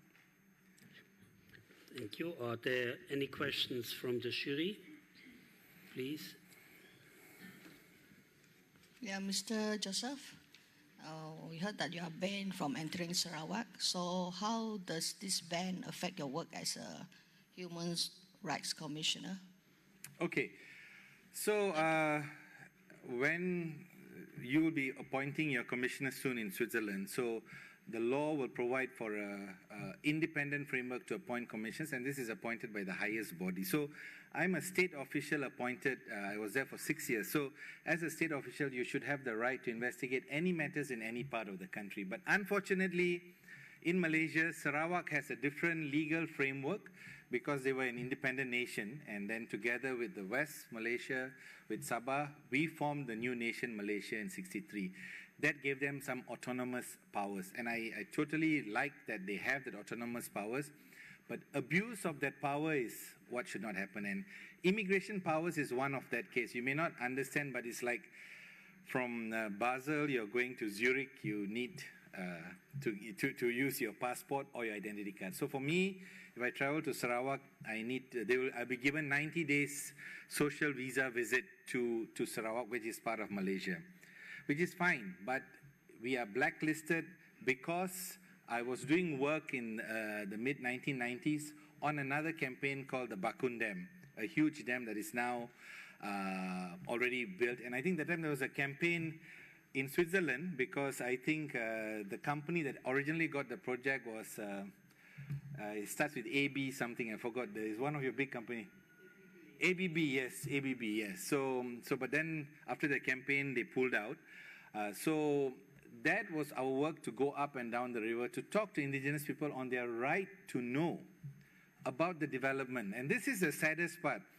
Most of our indigenous leaders will only know that there's logging happening when they see the tractors. They will only know a dam is building when they see the signboard. That's too late.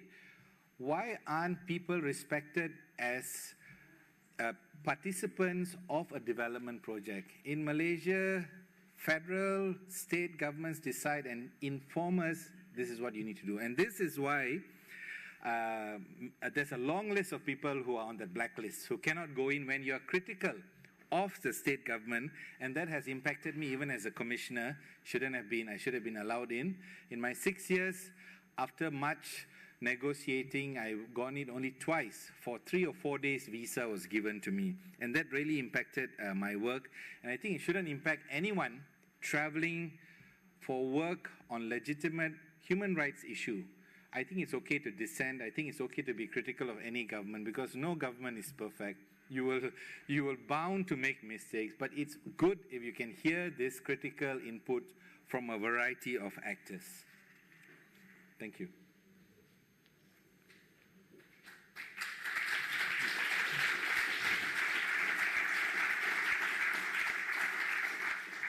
speaking from your very informed role in human rights, how has the Sarawak government, under the former chief minister and current governor, Abdul Taib Mahmood, failed the indigenous peoples, failed to protect their human rights?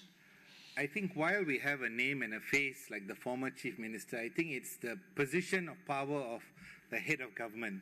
So Taib was before, you have another chief minister. Now you'll have many more to come. But I think the role of any government or head of government is to actually facilitate rights protection. The question is, why are the indigenous people, as our village headman said, why do I need to do a blockade? We don't need to do. The reason people do blockade is out of desperation for a failure of government to do what is rightfully their duty to its citizen. So the failure of this chief minister and many succeeding chief ministers and many ministers in Malaysia would be the silence when they are crying out, why is my land taken? And are they crying out because they want to make money? Are they crying out because they want to be the owners of a logging company? No. They are crying out because they want to defend this forest. And that failure also means lack of respect for the citizens of my country. Why aren't they brought to the table? We need development. You can ask any indigenous leader, do you want development? They say, of course. I want schools, I want roads, I want clean water. And I think until today, there's some villages here who are still struggling to get clean water. Failure to ensure those basic amenities come in is also because they never spoke to the indigenous leaders on how to find solutions. Somehow there is a false notion that once you're elected a political leader, you have the answers for the whole nation. That's a myth. You may have the mechanisms towards a solution, but you need the people on the ground to tell you how to get it done in partnership. So I think that right to information is really sorely lacking in Malaysia, not only about indigenous, many things. We don't know, we don't get, and we are always like, something has happened, and by that time it's too late. By that time it's the protest moment, and I always wonder, why do I need to protest? Why didn't you come and talk to me when you had this idea 10 years ago? So I think participation in development is a modality that we need to recultivate in Malaysia, that it has to be people-centered, that we matter in development, and we want development because that's what all our generations will hope for, a better life, a better quality of life in the future. I have a quick question about how Sarawakians, in particularly indigenous communities, can better engage with Suhakam in terms of filing complaints and getting investigations done. And also Suhakam's role in terms of the government. Do they listen to you? Okay, the first is it's a national body, a human rights commission, so you have every right to submit your complaints, to demand for what's the progress of that complaint. One of the good things that my previous commissioners did was to do the first ever national inquiry on land rights of indigenous people.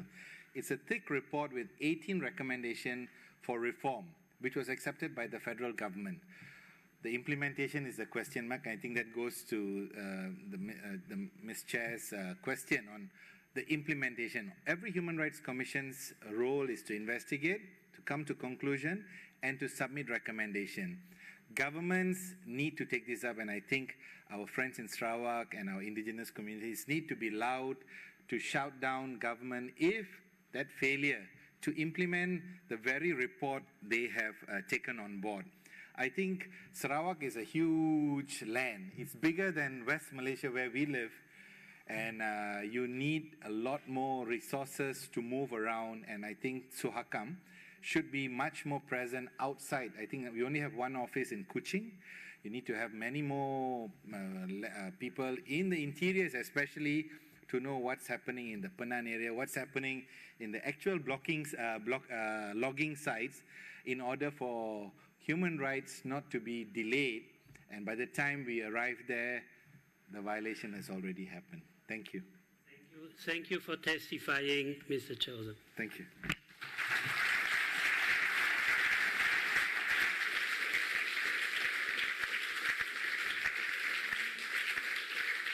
There is now no further testimony in this session, and we are closing session 2 on indigenous resistance and land rights.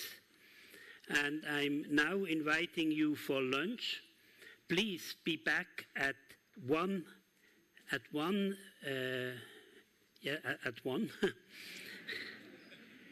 for the third session on the economics and deforestation. So we will start precisely at 1 o'clock. Thank you.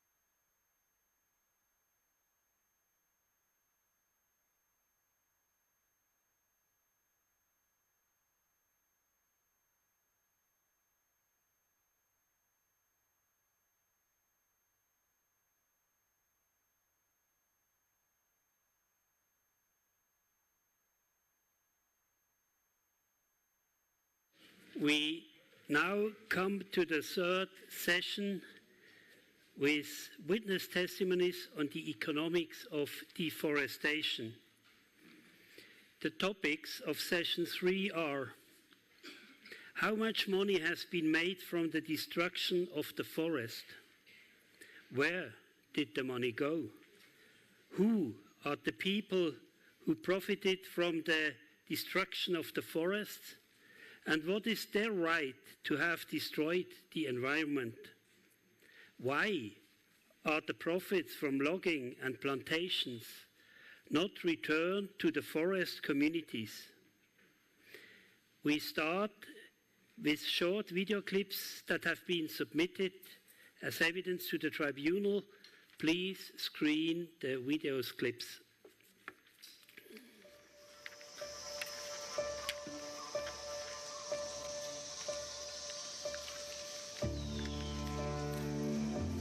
This story began over 30 years ago, deep in the Borneo jungle.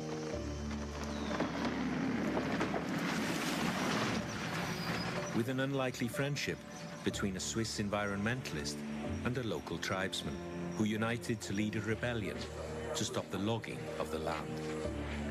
These last primary jungles here are getting logged from civilized, already well situated people against the will of these last nomadic people.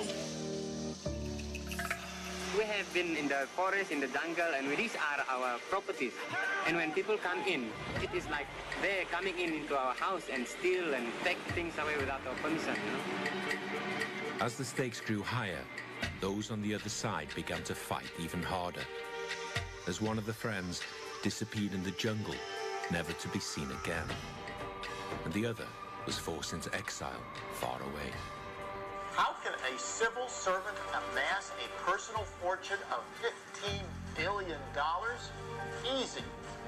Just destroy the very rainforest you have been entrusted to protect.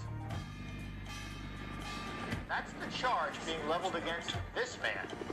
His name is Taib Mahmoud. How did this gentleman amass such a fortune? We return to Borneo as the fight to save the last pocket of virgin rainforest intensifies.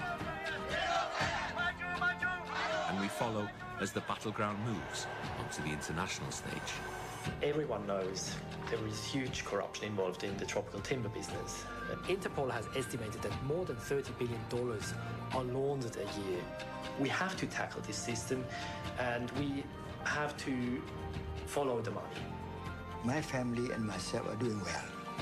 It has nothing to do with exploitation, taking anything out of this country. We've linked Taib and those close to him to 400 companies in 25 countries. I stand here to bring a message from the native people of Sarawak about the destruction of our homeland.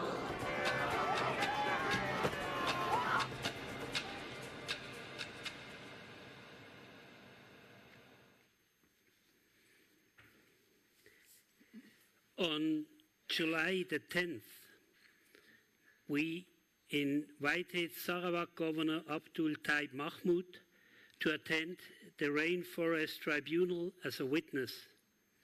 His legal representative in Europe did not reply to our invitation. It appears that Governor Taib is currently not in Sarawak, but at the undisclosed location overseas. On July 21st, his office stated in a press release that he is currently overseas and in good health, but that he had been advised by his doctors to rest. We regret that Governor Taib cannot be here to testify, as many of the topics debated today refer to government policies during his 33-year tenure as Chief Minister of Sarawak from 1981 to 2014. We now come to the first witness of this session, Mr. Willie Kashan. Please, Mr. Kashan, take the stand. Mr. Willie Kashan is a Perawan Terring land rights activist from Miri, Sarawak. In 1994, he was arrested and detained for 2 weeks because of a protest he led against his community's land in the Mulu region. A slide has been submitted as evidence to the tribunal. Please screen the slide.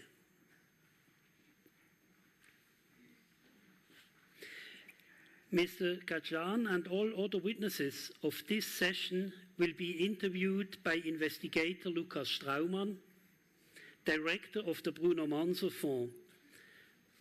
Please, Mr. Straumann, go ahead. Thank you, Mr. President. Willie Kajan, I'm sure you recognize this building on the slide. Could you please explain us what it is and how this building is connected to you being arrested in 1994?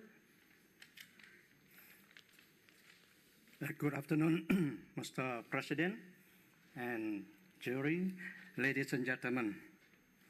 Thank you. So before I proceed why I was arrested, let me tell you a bit how Mulu turned into commercial. In 1960 something, government of Sarawak approached and meet our chief village. What they asked for, Mulu for scientific study. That is done into scientific study before expedition come in 1970. It's Robin's Day. So, first place, our chief disagreed to let the government turn this Mulu as a national park or scientific study. As we understood, Mulu is one of the very, very virgin forests, and Mulu was one of the beautiful forests and mountain and the caves there. And so we have few friends, family like friends around that also. So start from that, 1962, then 1960, then our chief agreed for scientific study for this kind of project come in. So that's why Robin's people come in there. Yeah, Robin's here start all the expedition in 1970. So until 1970, until 1980 something, expedition is over. And it was make us shock, a bit shock. It turned into commercial in business. In the first place, our chief make boundary between the park and the community land. Yeah? We have an agreement, the chief have agreement between the government and the people. Because they make boundary about there. So this part is for the park, and this part for the community. Do not touch it. So when it turned in 1980 something where it became a commercial, yeah, that is the beginning problem really. Because the government that time, they don't come and approach and meet us again. Because it turned into commercial. Actually, this is for scientific study. It's not for commercial, it's not for tourism industry. So when it turned into commercial, then that is the issue we start raise up. 1980 until 1992. Then we start a peaceful blockade and peaceful demonstration. Our leaflet is just mentioned that we want our land. We want something. Yeah? We want the government to recognize our land, not sideline us, not sideline with the Brawan and the Tring and the Penan people around that area. So, in that reason that we start the blockade, peaceful demonstration for 21 days. That time I still engaged with well and gas, working with well offshore. So when I joined this blockade with my community. So in fact, my off day only off week during my job, only 1 week, but over 21 days to join my people to do all this blockade and peaceful demonstration. So we raised up this also in 1993. We have filed it to the court case. And in the same month, in August, it happened.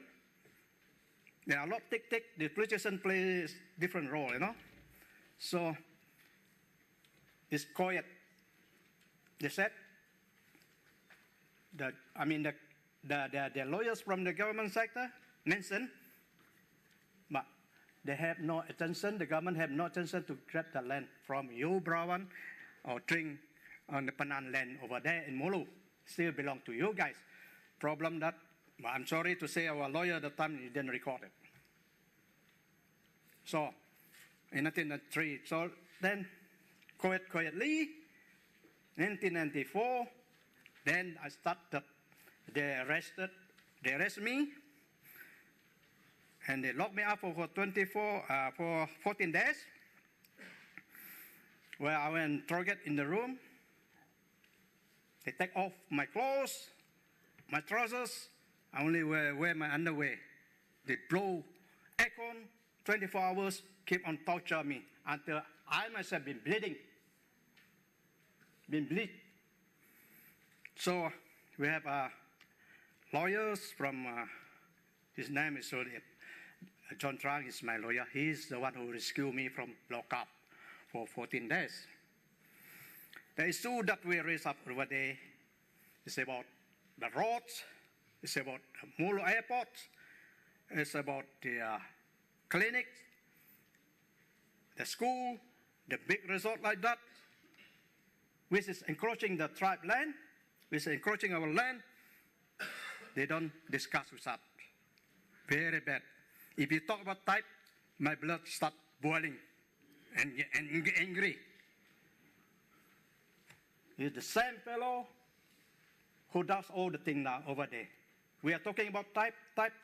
He is the man. He got the land. He grabbed the land without ask permission from us. Without consult us. So I can say he is a daylight robbery. A man with a daylight robbery. So,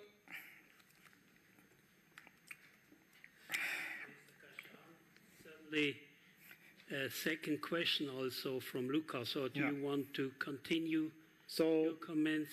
You mentioned the Mulu. Maybe the audience should know this is the Mulu Resort. So it's a tourism complex on your community land, correct? And this tourism complex, who was given the concession to run it? And how is that connected to the government of Sarawak? Actually, this Marriott, this big hotel over here, it was on the tribe land, was owned by tribe family. Just grab it like that. It's not any link with the government anyway. Tribe grabbed this land and awarded to his sister, Rosa and Robert Janet. It was on my tribe land, the Tring and the Brawan land. Yeah. Okay. Thank you. Are there any questions from the jury, please?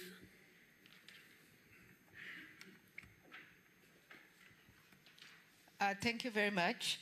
What legal actions did you take to defend your community land, and if there were any successful cases that you would like to share with us?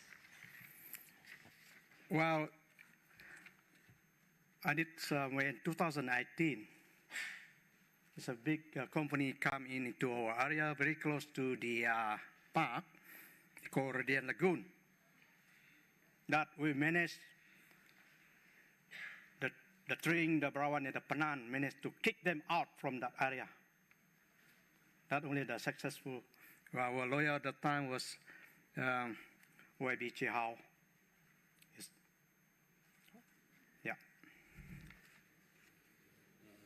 What are you What are you requesting from Sarawak state government now? What do you mean? Excuse me, you can come back. What are you requesting from Sarawak state government now? Well, we want our land, return back to our land, return back our land. Yeah. So anything's project which is on our land, they should pay it to us. We want, because our land been destroyed, part of the land been destroyed, our fruits been gone, you know. There's few of the house plants around there been destroyed. We need them to pay that back to us. We want our land to be returned back to us. That's what we want. We want the government to do that. There is some time left for another question from the jury. Just a clarification now that your land is now no longer there because the Mulu National Park is sitting on it.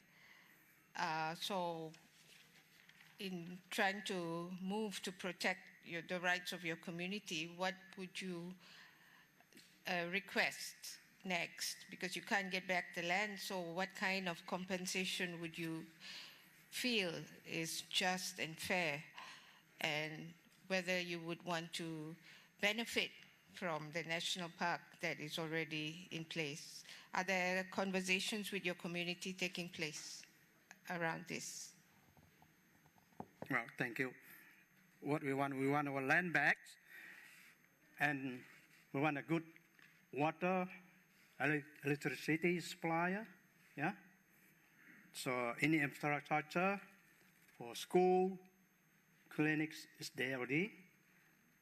Yeah, that's what we, internet access. Well, there's more and more that we want the government to recognize that. We want the government to agree with what our demand.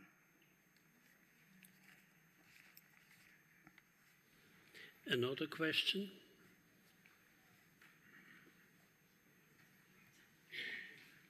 What was Mulu like when you were a child, when you were raised there, and how has it changed? Thank you for your question for that one. Well, during my childhood in Mulu, I saw beautiful forest. I saw a lot of mountain and a cave. The river stream is very clear. And my friend pronounced around that area. But I didn't see type mammoth in that area.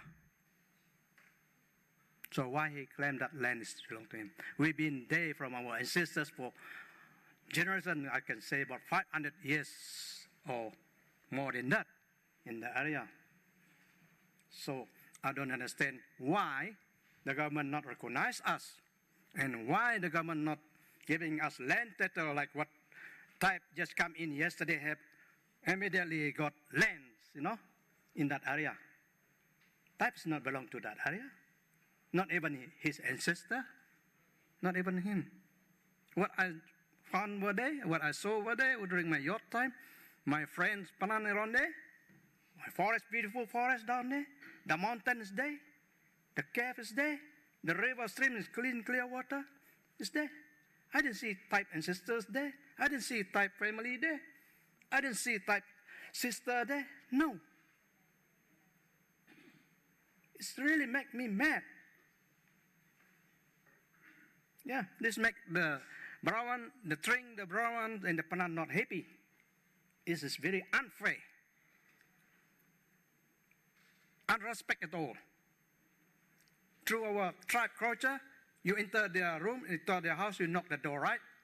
But this guy, this is what we call a daylight robbery.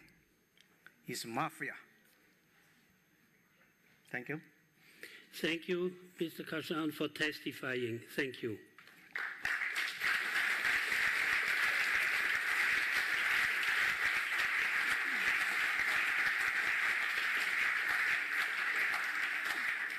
We now come to our second witness, a former timber company worker from Sarawak. He is not able to attend today in person for security reasons. The tribunal has consented to this request that his identity be protected. This is by his statement will be given via video message. Please screen the message now.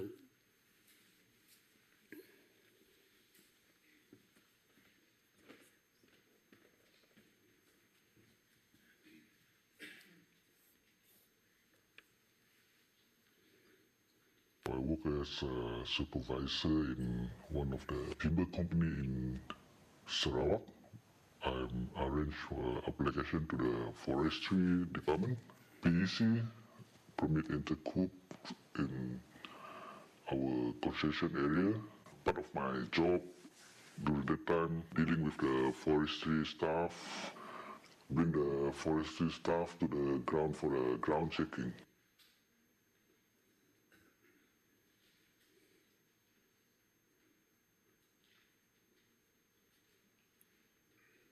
Company side will try to avoid this forestry staff to go to the ground if there's a unauthorized operation or illegal logging on the ground. Our department, we have to cover it up.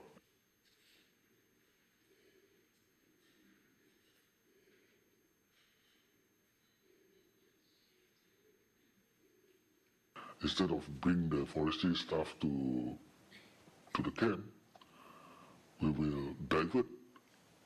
Sometimes we always disturb them. So next week we have to divert your plan. Instead of go to Baram, we go to KK.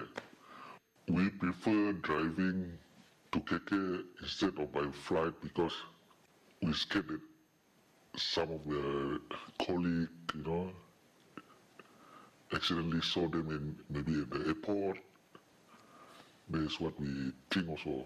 That's why if you go by car, by land, we pick them up at home and then we straight go to the KK and then stay at the hotel. Because in KK, nobody can see them. Nobody can see them walking around, Even the boss also don't know where are they because you want to, of course you go on the field, you will turn off your handphone.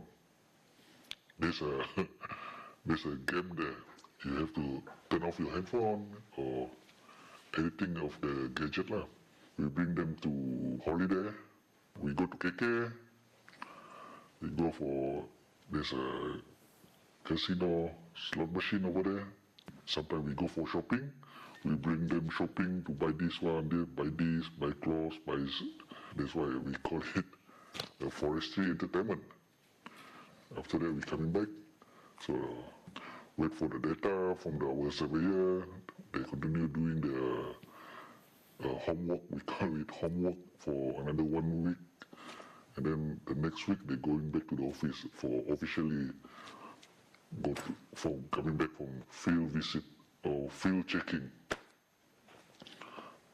This part of me and my boss doing to avoid the forestry staff to go to the ground.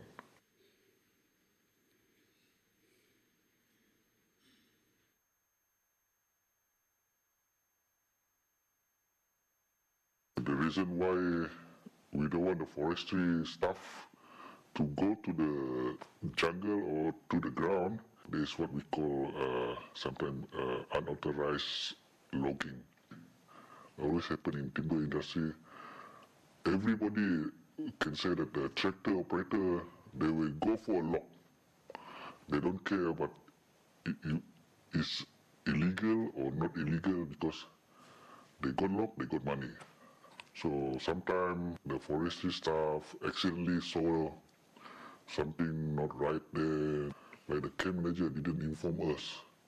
There's an unauthorized activity happening on the ground. So never mind, we can arrange that. What we mean we can arrange that is there's some discussion between my boss and the staff. The forestry staff, he don't mind to ask for some amount of money to cover up the report. Sometimes we call it under table money. They ask for 50,000. My boss may go for 40 or 30,000. They want to accept it or not, it's up to them. Say that the forestry staff asking for 30,000. So my boss will up it for 20% or 30% of the amount. So the 20% or 30% of the amount will be divided among the two of us. For all timber company, it's a common practice. Without this, the timber company can say that they wouldn't get 100% profit. They must have something that unauthorized operation or illegal logging.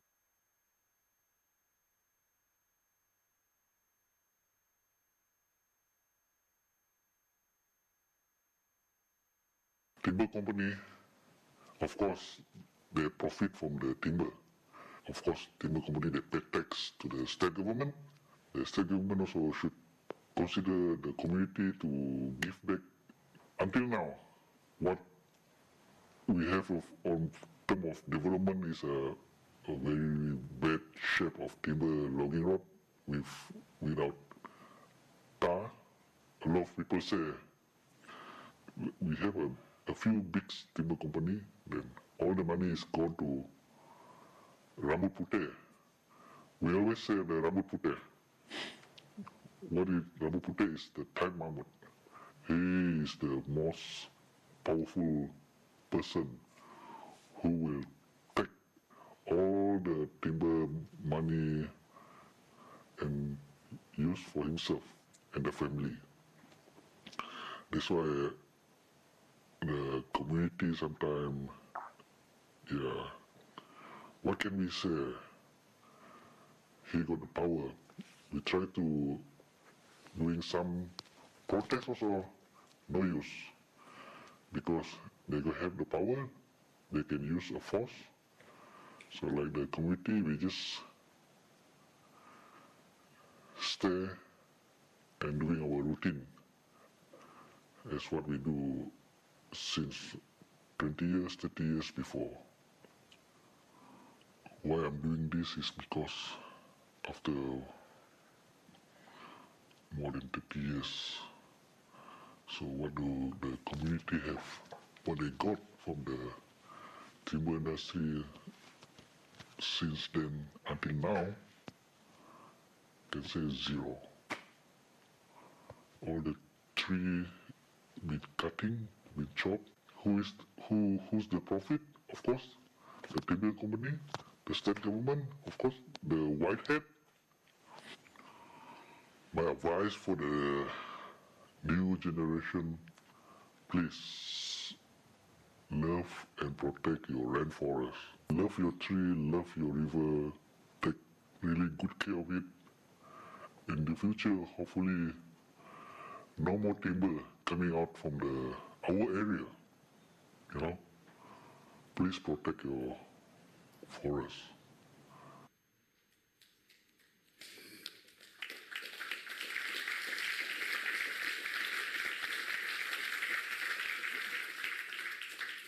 The tribunal has been informed that 50,000 Malaysian ringgit are equivalent to about 10,000 Swiss francs.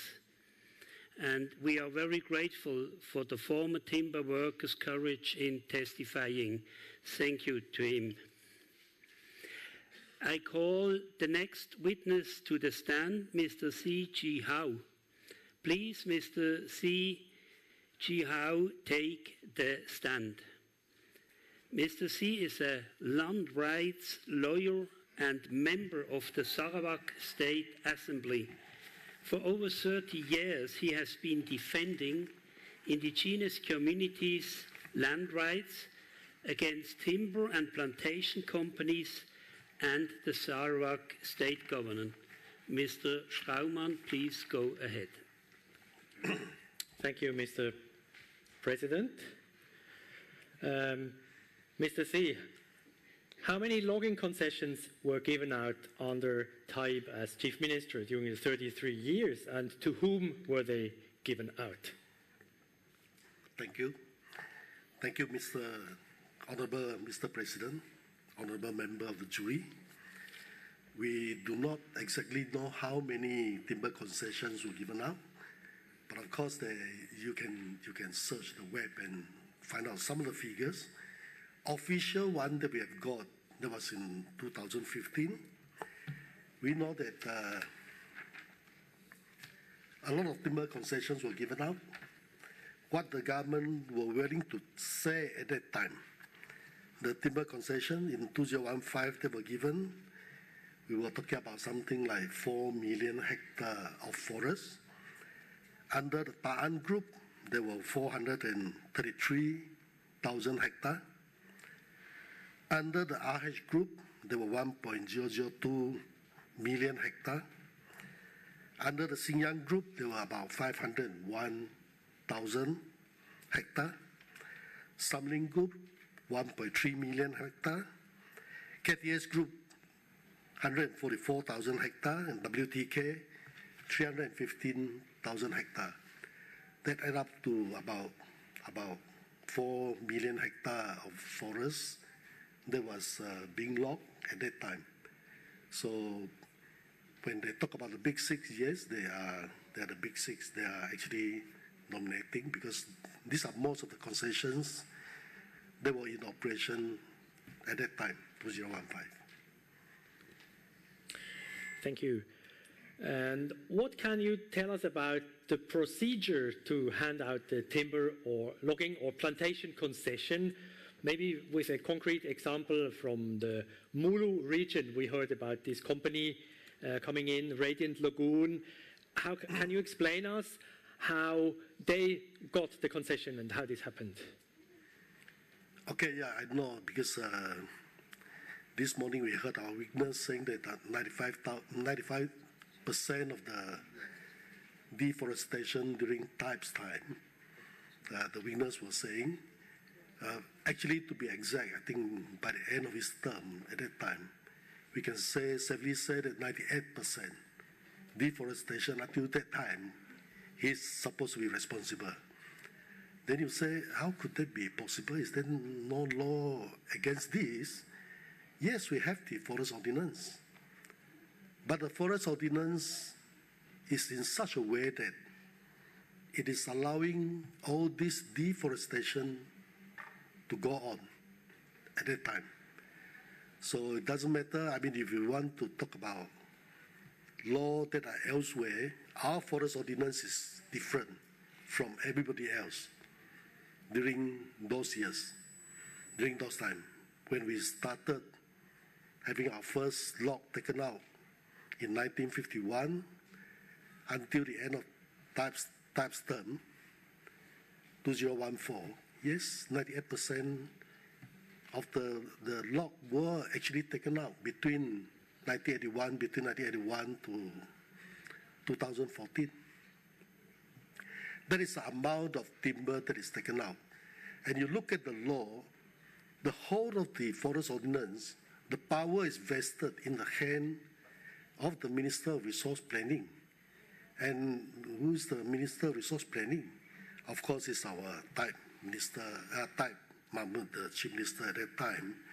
Even though the timber licenses were issued by the Director of Forests, but we all know that these are the people who are, acting at his discretion, at his order, what he say, who to give all these licenses to.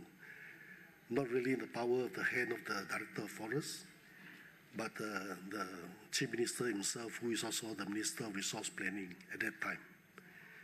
So, if you are talking about why is he doing in that manner and why to this few group of companies and these people who are there, well, actually, let's not just hear what I say, but there were quite a lot of papers being written at that time. There were a lot of research by the economics faculty in a lot of universities and these professors and researchers. And this is one that come out, talking about the politics of development, that type has been advocating all the time. This is what they say. Let me read so that I don't misquote them. Saw logs and sawn timber export from Sarawak increased from 5 million in 1951 to 3.135 million in 1990. Since timber industry, 3.135 billion in 1990. Since timber industry is export-oriented and does not generate much benefit to the state. Although the timber industry provides employment, much of the profit generated by the industry go to the licensees. Worse, timber concessions become a source of political patronage to the ruling party, which then led to the emergence of instant millionaires, who were mostly the family members, friends, and political supporters of the Chief Minister. So this is their research that shows, because they go through all the companies, they go through all the concessions and get all the figures. So that shows who actually benefit out of this. Then if we look at the state budget, the budget that we have for Sarawak, from 1980 to 2004, that's about 24 years, actually the state has deficit budget. And that was Type's time, because it came in 1981 and it left 2014. So those about 25 years, that was during his time. But we have income, so much income from timber. So where does the money goes to? We read the figures that we have. ITTO used to say that they are helping Sarawak with all this, making forests to be sustainable. And they used to say how successful Sarawak is with the logging businesses. The years that were always referred to is 2007 and 2008. So if you look at the figures that were there, yes, 2007, 2008, export value alone, if you talk about export value alone, 2007 we have the export revenue of 7 billion. 2008 is 8 billion. But if we look at how much does it go to the state's coffer, 2007 is only 687 million, and 2008 is 650 million. So it works out to about 8% of the income going to the state. Then what about the rest of it? More than 90%. Of course, like what those researchers, the professors were saying, this goes to all these guys. That's why they can have so much money, they can live their very lavish lifestyle. Whereas, what is left? Nothing, of course, for the native communities. Because there's nothing else. And that is allowed by the law. Okay? Are there any questions from the jury, please? Yes. What is the legal basis for the remuneration of Taib, and how much money could he have earned during his 33-year tenure as Chief Minister? Thank you. Because this is important, so that you don't get the misconception that if you are elected member, you are very rich. Actually, you are not. You are paid very little. Okay? And how much we were paid under the law? Taib was the one. Taib is actually the longest serving politician we have had in Malaysia. He was already in the Legislative Assembly a year before Sarawak get our independence. He's already there. And it went on until he left. So more than 50 years, he was in various offices. Most of the time, same officers.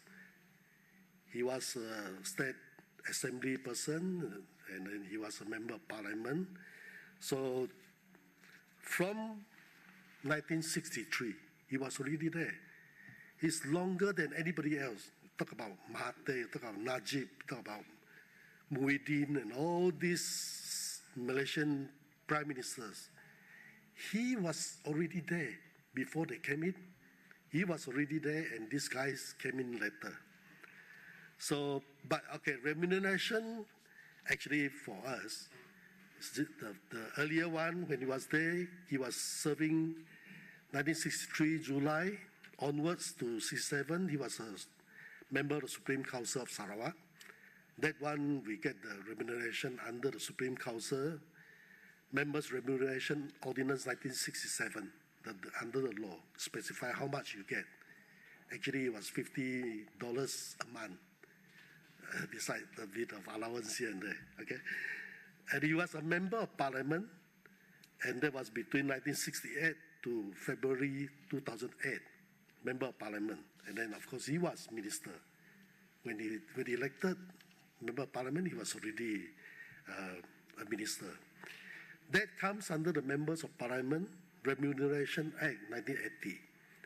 And he was member of the State Legislative Assembly all the time, always there until 2014. From 81, officially, 81 to 2014, that we were actually paid members of the administration of Legislative Assembly, Remuneration, Pension, and Gratuity Ordinance 1980. So those were actually under the law that we have. So we calculated, because this was required by the court cases that we have. And of course, BMF has done quite a good job. We managed to find out what are the things he has, how many years and terms and the law. So it worked out to be something like 13 million ringgit in everything that comes in for him for the last 50 years that he was in service. And yes, we talk about 13 million, that will be about 2 million Swiss francs for the 30 years, for the 50 years. So, of course, that seems still quite a big money, a lot of money. But over the 50 years, and of course, family, and for him is a very lavish lifestyle. He will go to the resort for 3 months and stay there and enjoying his life without going back to Sarawak. That's what he can do. So that's how much that can get. And as members of the Assembly and Parliament, we are not supposed to hold office of profit. That means we cannot do business. We cannot do business, so if you say, okay, now he has got millions and millions, buildings here and there, everywhere, assets and all this, I don't know how he got all those other money. He doesn't have much money. When he was younger, I mean, he was on scholarship to go studies law, unfortunately. Yeah, I mean, of course, it puzzles everybody that how he got this kind of money, but now, of course, we know. By having a lot of giving out concession as if well, forests, by being very friendly to the federal ministers, all those guys who come in after him, he is able to escape any kind of prosecution. He can do whatever he wants. That's how he can amass a lot of all his money at the expense of the people in Sarawak, and especially the natives communities that are in Sarawak. Thank you for testifying, Mr. C.G. Au. Thank you. Thank you, Executive.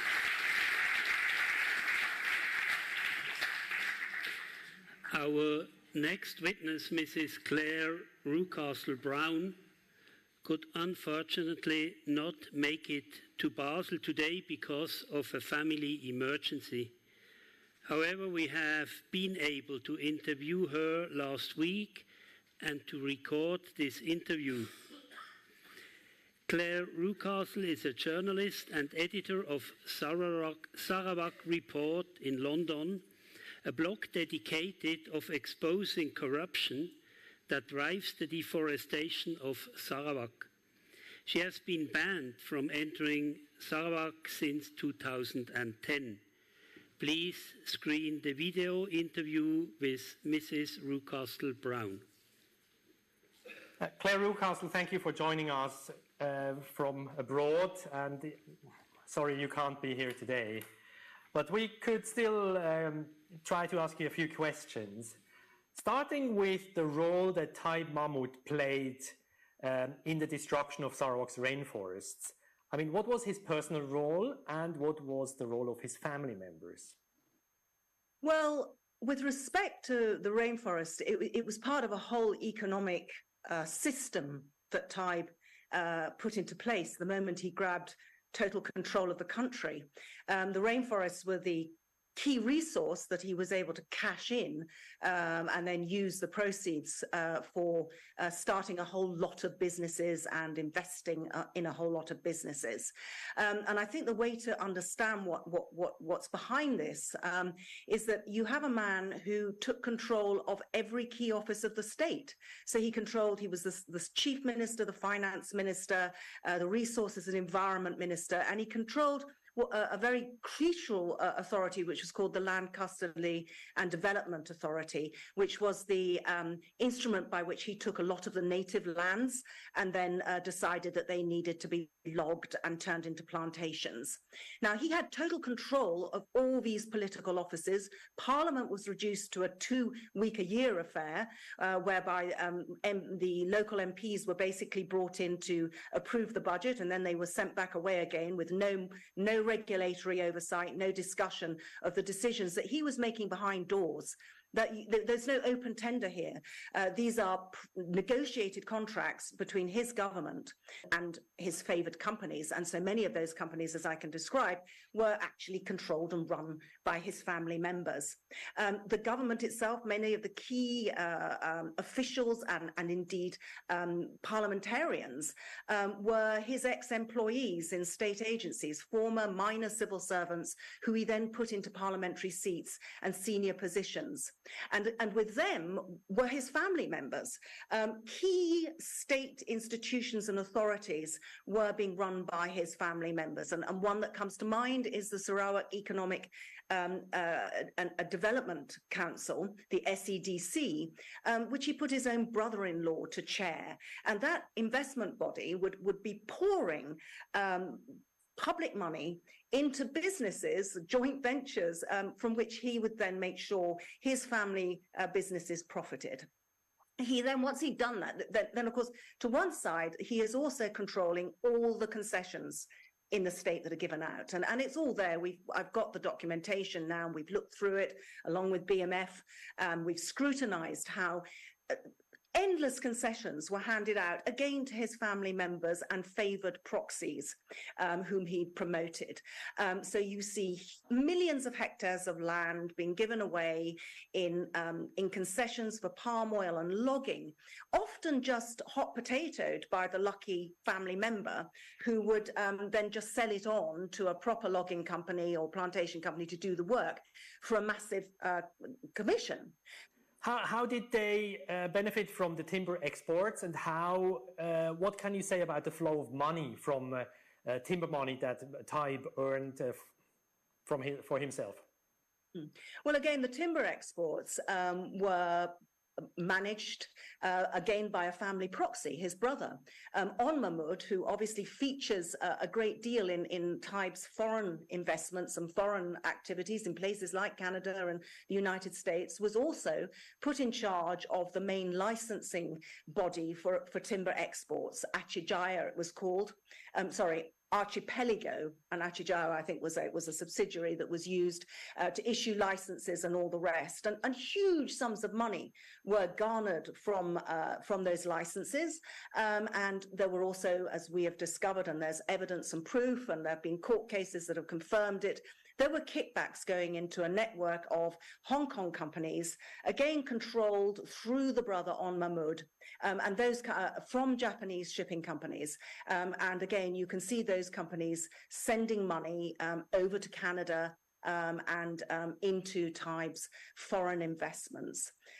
So that was the scheme he had going, whereby contracts were being given by his own government to companies like CMS that he had set up, and then family companies which he had set up, which his brothers and sisters and nieces and nephews had all set up. They would get these contracts, which they might or might not farm out to a real company that could do the jobs, but they were creaming off vast sums of money in the process. All this is on the record. So what role did Jamila Taib, his Canadian daughter living in Canada, and her Canadian husband Sean Murray play in this? They are the ones who sued BMF here in Basel. Yeah, yes, well, they threatened to sue me too, actually, and it's been an evolving story. BMF and Sarawak Report did a lot of research into this strange phenomenon whereby a young girl pitches up in Canada together with her brother, where they were both studying, and they start to invest in massive property development when they're still in their late teens, early 20s.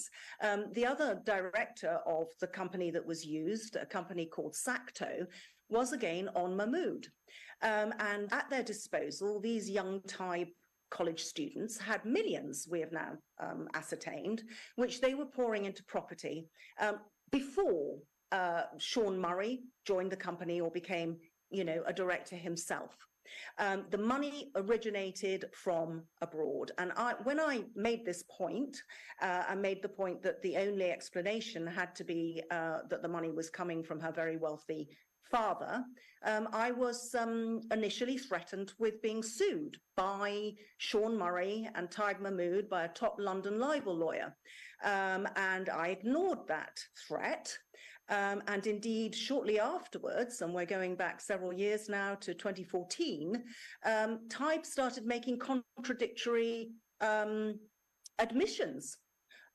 He's on the record now. He admitted in a filmed interview before the 2011 Sarawak election that he had given a gratuity, as he called it, to his daughter Jamila in order to start her business in Canada. So this totally contradicted the threat that said that he had given no money to the Sacto companies. We then have him admitting again in a ghosted autobiography that he had done 35 years of business abroad. Well, if the businesses abroad are not the ones that we have found his family mysteriously being able to fund, please tell us what businesses those were. You then have Jamila letting the cat out of the bag with interviews that she did in Canada at the time in the late 1980s, where she admitted that she was getting money from the Far East, and that there was a Malaysian chairman to her company who trusted her as a college student to invest these millions of pounds in her business.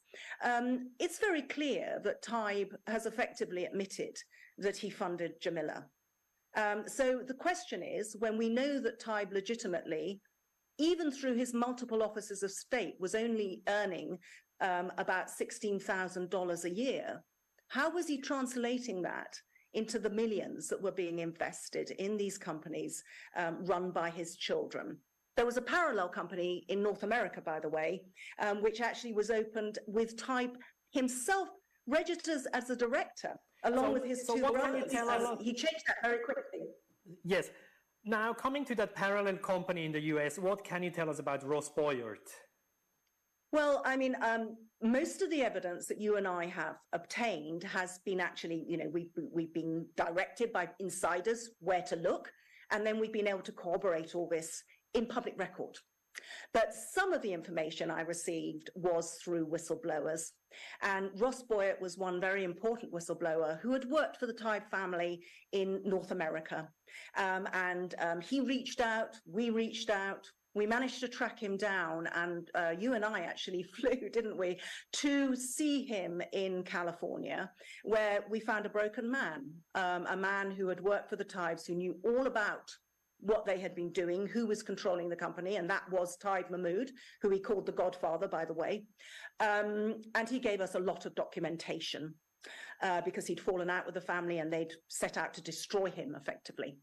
But he had copious documentation which showed that the major development company in the United States called SACTI, which owned enormous tower blocks, including the major building that houses the FBI in Seattle, one of the major FBI buildings and complexes in the United States, was owned by this Taib company.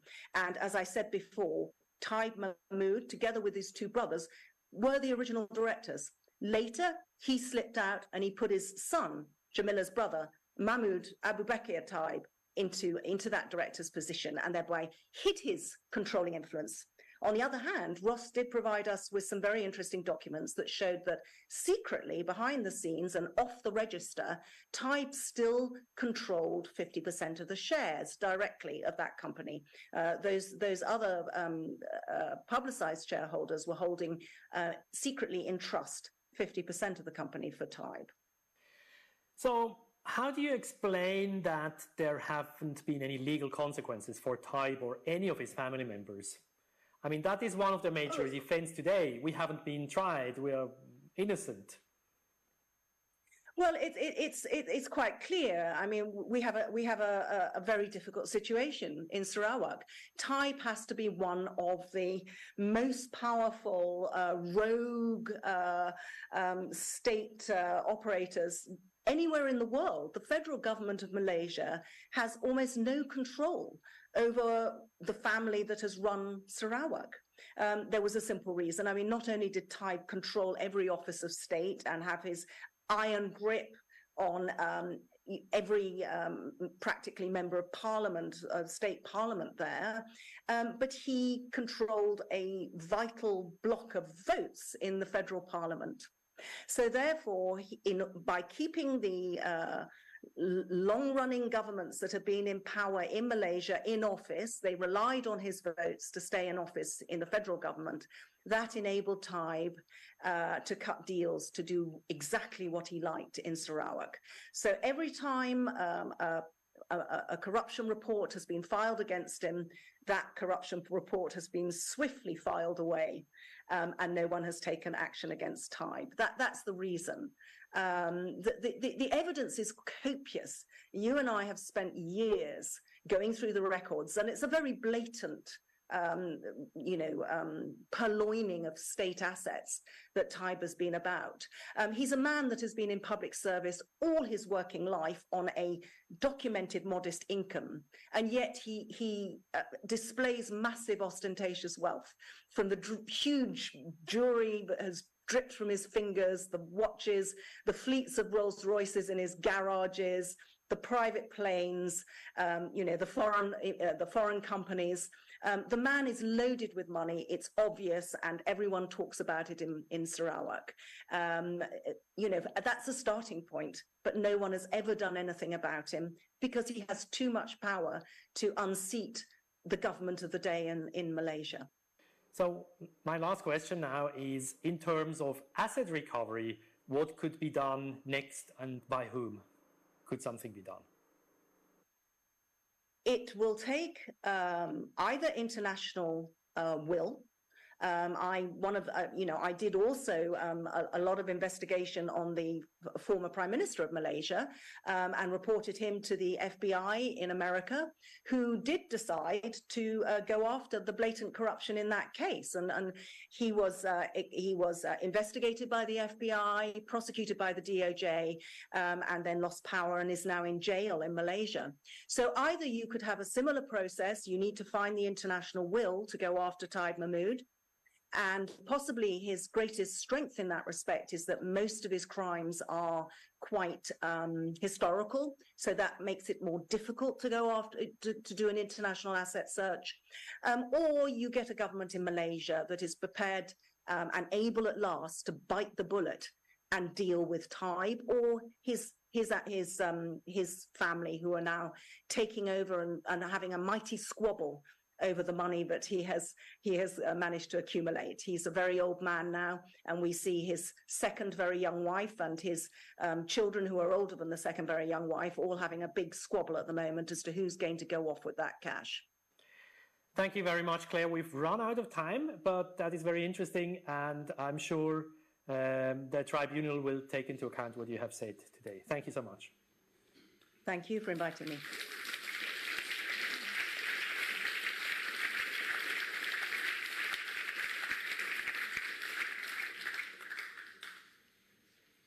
I now call the next witness to the stand, Mr. Bruce Serby. Please, Mr. Serby, take the stand. Bruce Serby is an attorney and a former U.S. federal prosecutor from Washington, D.C. 2 slides have been submitted as evidence for Bruce Serby's testimony on the tribunal. Please screen the slides.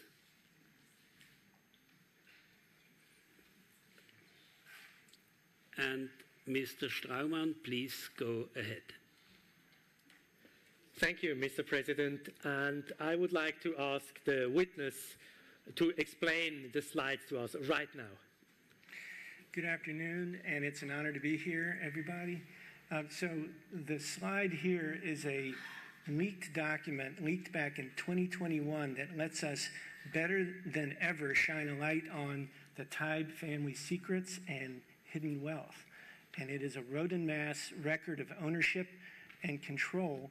And what Road and Mass was the longtime owner of a shell company that in turn owned a big office tower in Seattle, Washington, in the United States, that is leased by the FBI, the US FBI.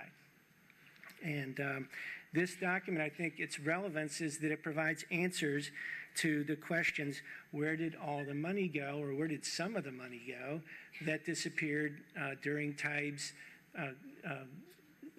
chief ministry of Sarawak and the deforestation of Sarawak. It also helps us answer how people use offshore corporations to hide their assets, as well as may provide answers to how the people of Sarawak can get money back that went away during the deforestation of their land. So I'm going to explain the terms here. A Society of International Journalists obtained these papers from a leak. Road and Mass is a BVI corporation in the British Virgin Islands, and these papers belong to a trust company that set up this shell company from which we have the records. You see that Layla Taib, the deceased wife of Taib, was the owner from the 1990s until 2009. And then this, according to this, Bakir Taib, or the son of Layla and Taib Mahmoud, became the owner, the sole owner after that in 2009.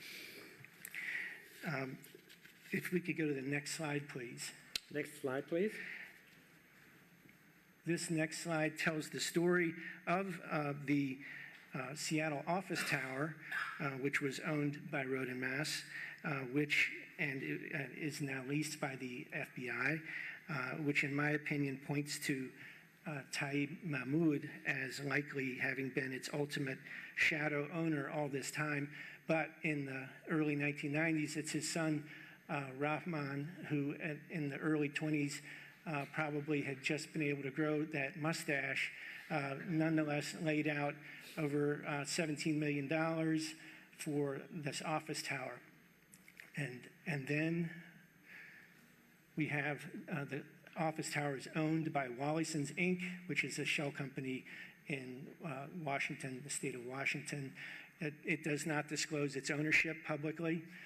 And then we go to the next slide. This property was being managed by Sakti International Corp., which Rahman was involved in, and as Claire Rucastle explained, was secretly owned through a trust relationship by Taib Mahmoud.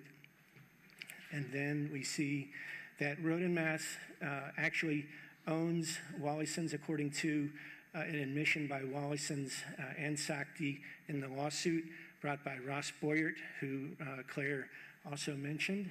And so Roden Mass, as we saw in the previous record, was at one point owned by, on paper at least, owned by Leila Taib. And then we see that in the next part of the slide, if we could, we see that management was transferred to a Canadian company, Sacto Corporation, which was owned by Jamila Taib, the daughter, and the son-in-law, Sean Murray. This transfer of the control over Wallisons and therefore the building with the FBI in it was done at the word of Taib Mahmood, according to Ross Boyert's files. And then we see that the record ownership of Roden Mass supposedly passes to Bekir Taib. And then we see that when you come down to it, one more animation, please. The only, the most reasonable explanation behind the ownership of this entity, there's no better candidate for this than Taib Mahmood, and there's very much reason to doubt this supposed transfer of ownership by Leila Taib to her son Bekir really took place. So I think that what I would like to say this does is this shows what was really going on within the company, and yet there was an effort throughout these years by these people to conceal this entire structure of true ownership in statements they made to the U.S. government that have been made at various points over the years, and that very well could be the undoing here. I think that this evidence raises the questions, first of all, how can this Roden Mass official record be believed that the true owners were Leila and Bekir and not Taib himself? Should Chief Minister of Sarawak be engaged in an outside commercial engagement, such as owning and managing real estate in the United States or anywhere else? I think that there is actually a constitutional ban on such outside commercial activities. Should the FBI be renting this property from the Taibs, paying all this lease money, or should they in fact be digging at the true nature of all this wealth back in Sarawak, especially given that their number one mission is supposed to be fighting public corruption? Bruce, thank you very much for this insightful presentation. Now, just can you please resume how much money are we talking about? And as a former prosecutor and a corruption cases prosecutor, I mean, where do you see any red flags for money laundering or other potential offenses?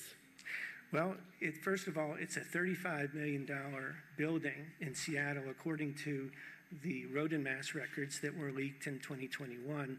So that gives you an idea of how much money we're talking about now that perhaps should wind up back in Malaysia. And in terms of red flags, I see a sea of red flags here as a former prosecutor for money laundering. You have hidden ownership. You have incorporations in places that don't make you reveal the owner of the corporation. You have, in the British Virgin Islands, for example, you have the investment in real estate, which is a typical type of money laundering investment.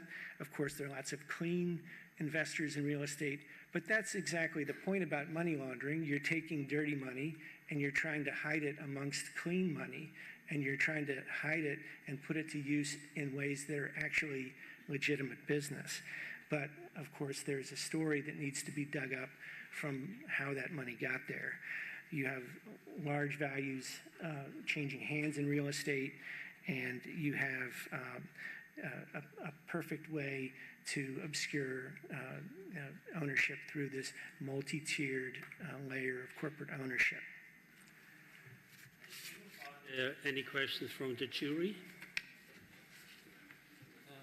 As an American, one of the first questions that pops into my mind is, why has Taib Mahmood's conduct not had any legal consequences in the United States? It's a very good question. I think that some of this evidence that we've just seen up on the screen, the evidence about the true ownership structure of that building in Seattle, has been hidden until very recently. It's this leak of information in the so-called Pandora Papers in 2021 that has made this discussion today possible for me to make, and for us to point law enforcement to this evidence because they have not had that evidence previously when they've looked at this situation. Without that evidence, allegations that Bruno Manzer funds or others might make about the hidden ownership, they just fall flat. And in the meantime, while the FBI hopefully does not want to be leasing a big building in Seattle from a Malaysian politician such as Taib Mahmood, they have been stuck there with all their equipment and all their build-outs, feeling as if they don't have a choice to terminate it. I guess after reviewing evidence like this, we'll see. I think that the U.S. government has a chance now to look at this evidence and see whether the longstanding effort by various people within this circle to conceal the ownership structure certainly from the public has crossed any legal lines. So I also think I want to echo what Claire Rucastle said, that it can also be up to Malaysia. If it can muster the will to take on Taib and his clan, it can ask the United States for international legal assistance to go after some of the answers that have so far eluded authorities. The fight against kleptocracy has been gaining a lot of momentum in recent times. So perhaps malpractices of Taib Mahmood and his family and what we are discussing today happened in a different decade, a decade before. So I'd like to actually call upon you to help us understand if the strengthened rules around money laundering and the whole transparency around corporate ownership and the fight against transnational crime would also mean that Taib Mahmood is not really off the hook, and that he would now, in a set of a strengthened system globally, that we would be able to actually get communities to lodge fresh reports. Would that be possible? With different jurisdictions in which he may have parked his loot. And the entire work of anti-corruption, I hope you would elaborate on how to return stolen assets to the victims of high-level corruption. Is there any way in which there might be possibilities to actually bring back Taib Mahmood's case in this current context? Well, certainly you're right about the fact that there's a global movement towards greater corporate transparency. The United States, which has long been very hypocritical in this regard, is actually on board and has something called the Corporate Transparency Act on the books that's taking effect soon. It will force corporations like Wallisons to disclose its true beneficial ownership to at least the United States government. And I do think that in that context, the times are changing, as Bob Dylan said, in not a good way for kleptocrats. So that's going to uncover a lot of things that have been hidden away in corporate files that sometimes leak out and sometimes don't. And there is the hope to turn over new rocks and find the evidence to return the money to places like Malaysia. I think, though, it is one thing that placing this case in a wider context for me does is suggest that it's a very long struggle, and you need organizations that are willing to keep track of these cases over long periods of time, patiently waiting for breaks like the Pandora Papers, and then pursuing governments who may have institutionally forgotten what's going on to do the right thing. And that is, that is requiring organizations that are smart and that are tough and able to tough out lawsuits against them. yet I see that in the future. Thank you. Thank you, Mr. Serbi, for testifying.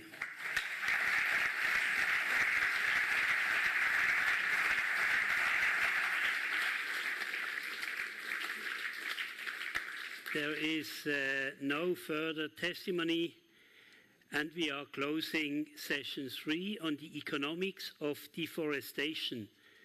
And we now immediately continue with the next session on indigenous demands for the future. In this session, the following topics will be covered. How can the rights over indigenous lands for future generations be secured? And how can the remaining forest be preserved? How can the Penang benefit from local development that is truly sustainable? And what kind of remedy is available? I call the next 2 witnesses to the stand, Mrs. Elizabeth Balang and Mrs. Dayang Ukau. Please, Mrs. Balang and Ukau, take the stand. Elizabeth Balang is a Penang activist from Long Ayeng in Sarawak, and she played the role of the female character in the movie Paradise War as Ubung.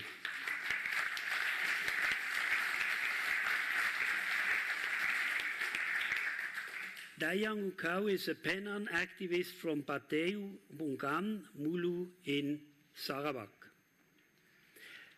I have been informed that Mrs. Balang and Mrs. Ukau wish to submit maps as evidence for this session. These maps are showing the native customary rights land of 63 Penang villages in the rainforest of Sarawak. Please submit this evidence.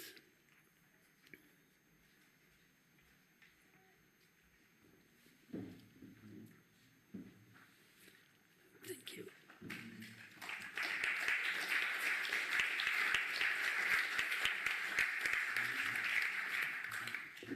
Thank you.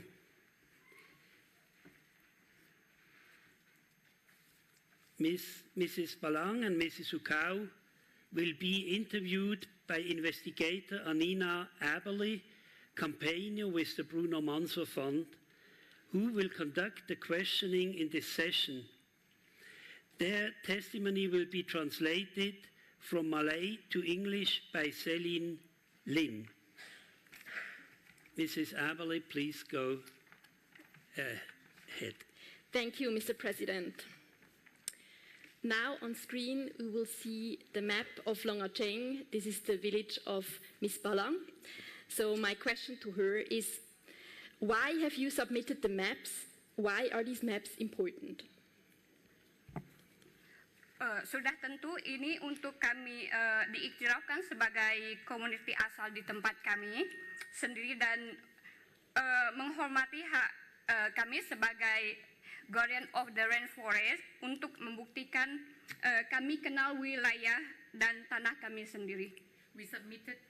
We submitted this map to prove that we are the original and even indigenous communities that has been there for generations, and we understand intimately our territories, our lands, and our rivers, and all. So this was our effort to showcase that we are really the indigenous communities that are there, that have been living there for generations, and truly we are also known as the world's best guardian of the rainforest. Kami ingin peta-peta ini diiktiraf secara rasmi oleh kerajaan. We would like that our maps be recognized officially by our government. Peta-peta ini mengandungi kawasan-kawasan penting seperti tanah perkuburan lama, tempat penempatan awal, dan Birai Jakah yang merupakan kawasan sumber sago yang merupakan makanan utama kami. On the map itself, you could see that we understand where exactly the important sites are in our territories. There are ancient burial grounds. There are areas that is full and rich of sago plantations. What do your villagers do to protect the forest? Sejak tahun 1990, kami telah mengadakan blokade di Long Sega untuk menentang aktiviti pembalakan di situ. Since 1990, we have set up a blockade in our area to oppose the timber concession or timber activity that is happening in the area. Dan baru-baru ini kita juga mendirikan satu blokade di Batu Siman untuk karena pencerobohan di kawasan tersebut oleh company. We recently also set up a blockade at Batu Siman because of the logging activities in that area. Kawasan ini merupakan tempat suci. Batu Siman is known and it is recognized as a sacred site for all our communities. Sekarang kami kini menjadi sebahagian dari proyek Upper Barang Forest Area, yaitu UBFA. We are also now a part of the Upper Barang Forest Area Initiative, or also known as UBFA. Bagi pengetahuan kita semua, UBFA ini merupakan salah satu inisiatif daripada komuniti sendiri di mana kami akan menjadi sebahagian daripada pengurusan kawasan hutan ini bersama dengan pihak kerajaan melalui Jabatan Perhutanan Sarawak dan diiktirafkan oleh ITTO. For your information, Upper Barang Forest Area is an initiative of forest management where the indigenous community will be running it and managing it together with the different state actors together, but we will play a part in determining what will happen in that area. Kami sebagai penduduk kampung di Long Ajeng, kami sangat teruja menjadi sebahagian daripada proyek UBFA ini. We as the community of Long Ajeng is absolutely excited to be a part of this exciting project. Karena ini bermakna kami yang berkuasa untuk menentukan penggunaan tanah atau wilayah kami. Again, this means we are given that opportunity, we are given that platform to determine what will happen in our territories. Untuk pengetahuan kita semua juga, pada tahun 2018, di kawasan kami dikejutkan dengan aktiviti sebuah syarikat di mana mereka telah menceroboh kawasan kami dengan menebang pokok secara agresif. For your information, in 2018, our community was shocked to find out of a logging activity that has happened in our area. Kami tidak membuang masa yang lama, kami terus mendirikan blokade bagi mengelakkan aktiviti ini terus berleluasa. We didn't waste much time, we immediately set up blockades so that this activity will not proceed longer. Dipendekkan cerita, komuniti mendakwa syarikat tersebut di mahkamah. To cut the story short, we as the community took the action of suing that particular company. Selama kes itu berlangsung, mereka tidak pernah tampil ke mahkamah sehingga pada tahun 2022 kami telah berjaya mengusir syarikat tersebut. For all the time that the trial was supposed to happen, the company never showed up in court, and in 2022 the company was successfully evicted out of the area.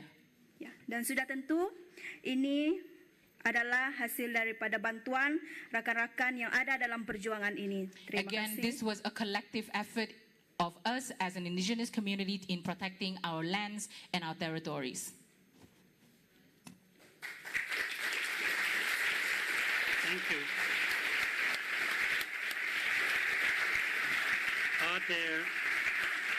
Thank you.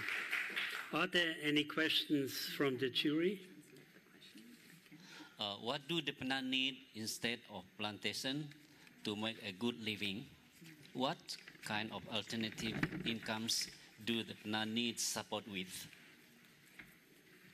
Thank you untuk soalannya. Okay. Kita sudah diberikan data yang menunjukkan orang asal yang paling pakar dalam melindungi kawasan hutan. We have seen in our tribunal session today that really the indigenous people are the best guardian of the rainforest, and every territory that's under them are still rich in biodiversity. Maka kami berfikiran bahawa salah satu inisiatif yang paling sesuai adalah dengan menggunakan pengetahuan yang ada, menggunakan kemahiran yang ada untuk mengiktiraf orang asal sebagai pakar dan dilantik sebagai penyelidik atau pembantu penyelidik. So as the best guardian of our natural world, we believe we play a crucial part in maintaining, in preserving our environment. Bukan itu sahaja, selain itu meletakkan mereka di posisi yang di mana mereka boleh tampil sebagai pemimpin dan bukan sebagai pengikut saja. As experts, that is why they are called to lead, not to just follow things that have been arranged and things that have been discussed earlier.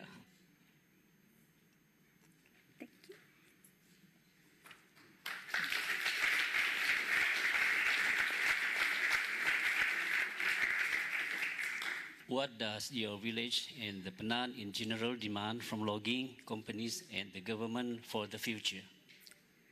Ya, harus hak izin maklum awal bebas dan telus yaitu IMBABT mesti dihormati oleh pihak company. Our right, our free, prior and informed consent right must be respected. Mereka tidak boleh masuk sewenang-wenangnya tanpa duduk berbincang dan meminta izin dan dari kami terlebih dahulu. No external party should come into our territories without sitting down with us and asking for our consent for our territories. Ditegaskan lagi, bukan bincang dan meminta izin hanya dari ketua kampung atau segelintir orang sahaja. And you are not as an external actor just to come and sit and talk to just a certain group of people and you call that as consultation and consent, but you are supposed to sit with everybody. Majoriti kampung haruslah terlibat dalam sesi perbincangan ini. The vast majority of our community must be involved in this consultation. Dan juga seperti adat kami dahulu, and according to our custom or our adat, komuniti berhak memilih ketua kampung kami selaras dengan adat kami dan pihak kerajaan harus menerima keputusan majoriti kami. Our community have all the right to choose our leader, our chief, and the government must accept our decision. Karena apa yang berlaku sekarang adalah KK kami dilantik oleh pihak luar seperti kerajaan dan sebagainya, dan kebanyakan lantikan ini bukan pilihan majority kami. Because in reality today, a lot of our chief are elected by external actors, by government agencies, and it does not reflect our choice. Kami juga berpendapat bahawa strategi yang paling berkesan ialah inisiatif pemeliharaan hutan yang bukan berdasarkan monoculture, yang dijalankan oleh komuniti sendiri dan bukan orang luar. And we would like to see that a rehabilitation for our forest area should be carried out by our own people. Ya, hal ini demikian. Hanya kami penduduk asal sahaja yang tahu apa yang terbaik untuk kami. That is because only we know what is the best for our territories and our land. Okay, thank you. Thank you.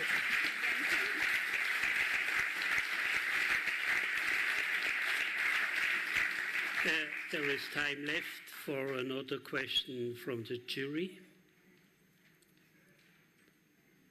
Yes, please.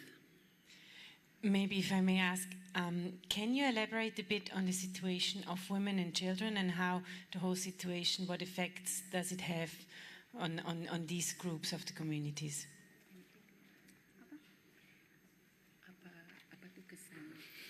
Apa kesan reality sekarang untuk kaum wanita dan juga kaum dengan juga kanak-kanak?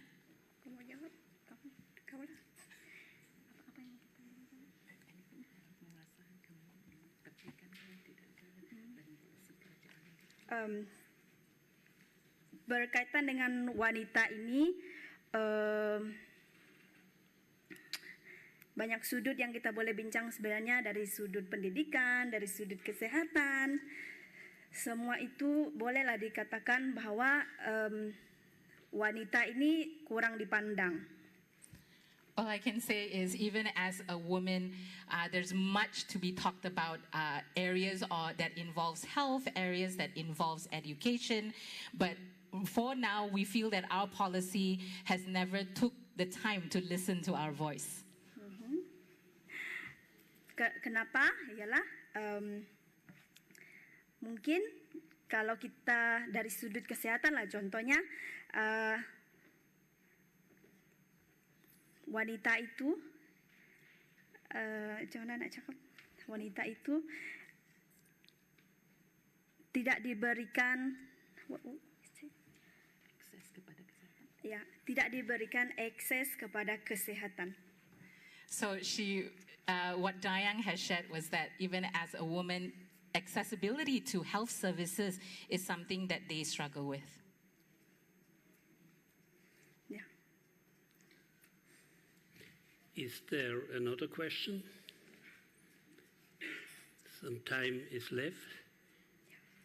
If there are no questions, then Celine Lim, thank you for the translation, and Dayang and Elizabeth, thank you for testifying.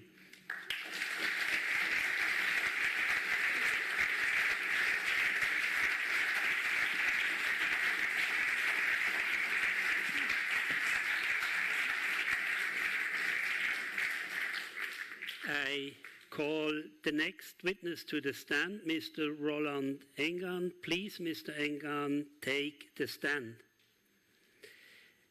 Mr. Roland Engan is a land rights lawyer and politician from the Kenya people from Miri in Sarawak. Please, Mrs. Aberley, go ahead. Thank you, Mr. President. Mr. Engan, what steps are needed towards the recognition of indigenous territories for the future generations in Sarawak? What policy reform is needed? Mr. President, honorable juries, colleagues from Sarawak, ladies and gentlemen, good afternoon. I'm glad to be here today to share my experience and my conviction about what are the steps to be taken, that need to be taken immediately, particularly as a politician and also an indigenous lawyer. I'm an indigenous myself, returned from Kuala Lumpur after 20 years of practice, legal practice in Kuala Lumpur, and I preferred to live in Miri, where my hometown is, and undertake to fight alongside my people, the indigenous group of Sarawak. I believe the first step should be the political will of the present government. Enough has been said about what should be done. When we were in the opposition, we talk about UNDRIP, we talk about the right to clean environment, and so forth. So many things that have been promised to the people, but I believe this is the right time. With the new Prime Minister, we have just concluded our sixth states election in Malaysia last few days, and it is time for us to honor the promises. First is the need to ratify UNDRIP in Malaysia. Yes, UNDRIP has been talked about for so long, and we have been also talking about FPIC, free prior informed consent, and we have been also talking about the right of self-determination. And now, with the new Prime Minister, we and I myself, I undertake to present this case to the Prime Minister, and mind you, I'm honored to be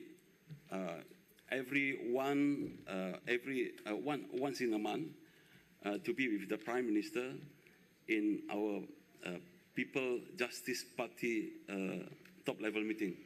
And this is the right time for us to share about our concern in Sarawak. And secondly, of course, the state government of Sarawak is the one who has the purview or jurisdiction upon the forestry land matters. And we realized that throughout the last 30 or 40 years, the problem with our people in Sarawak is that we have been promised of good accessibility to all the indigenous communities, villages, where we will only be able to have good accessibility, good access road to the village when we accept logging operation.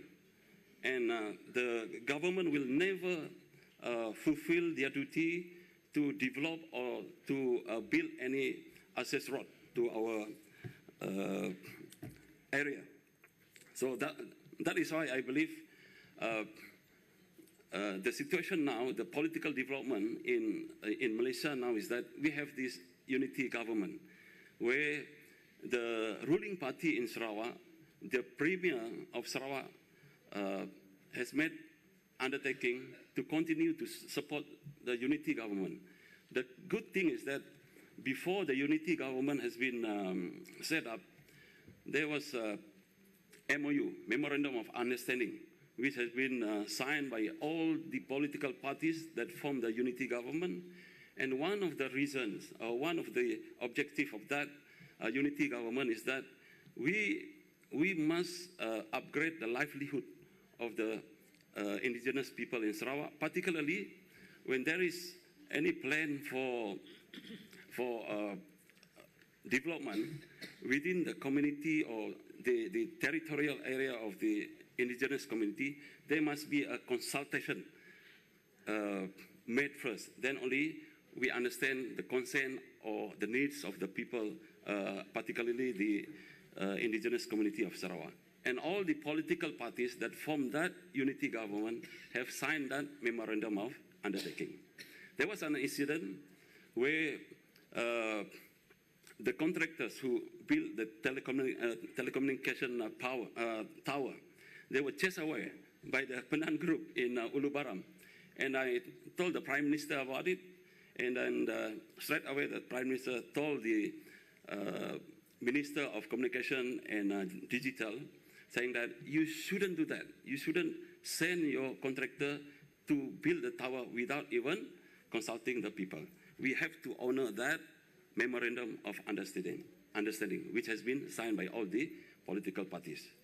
Now, enough on the issue of political power by the present government, but we also have to look at the steps which must be taken by the indigenous community themselves, including myself.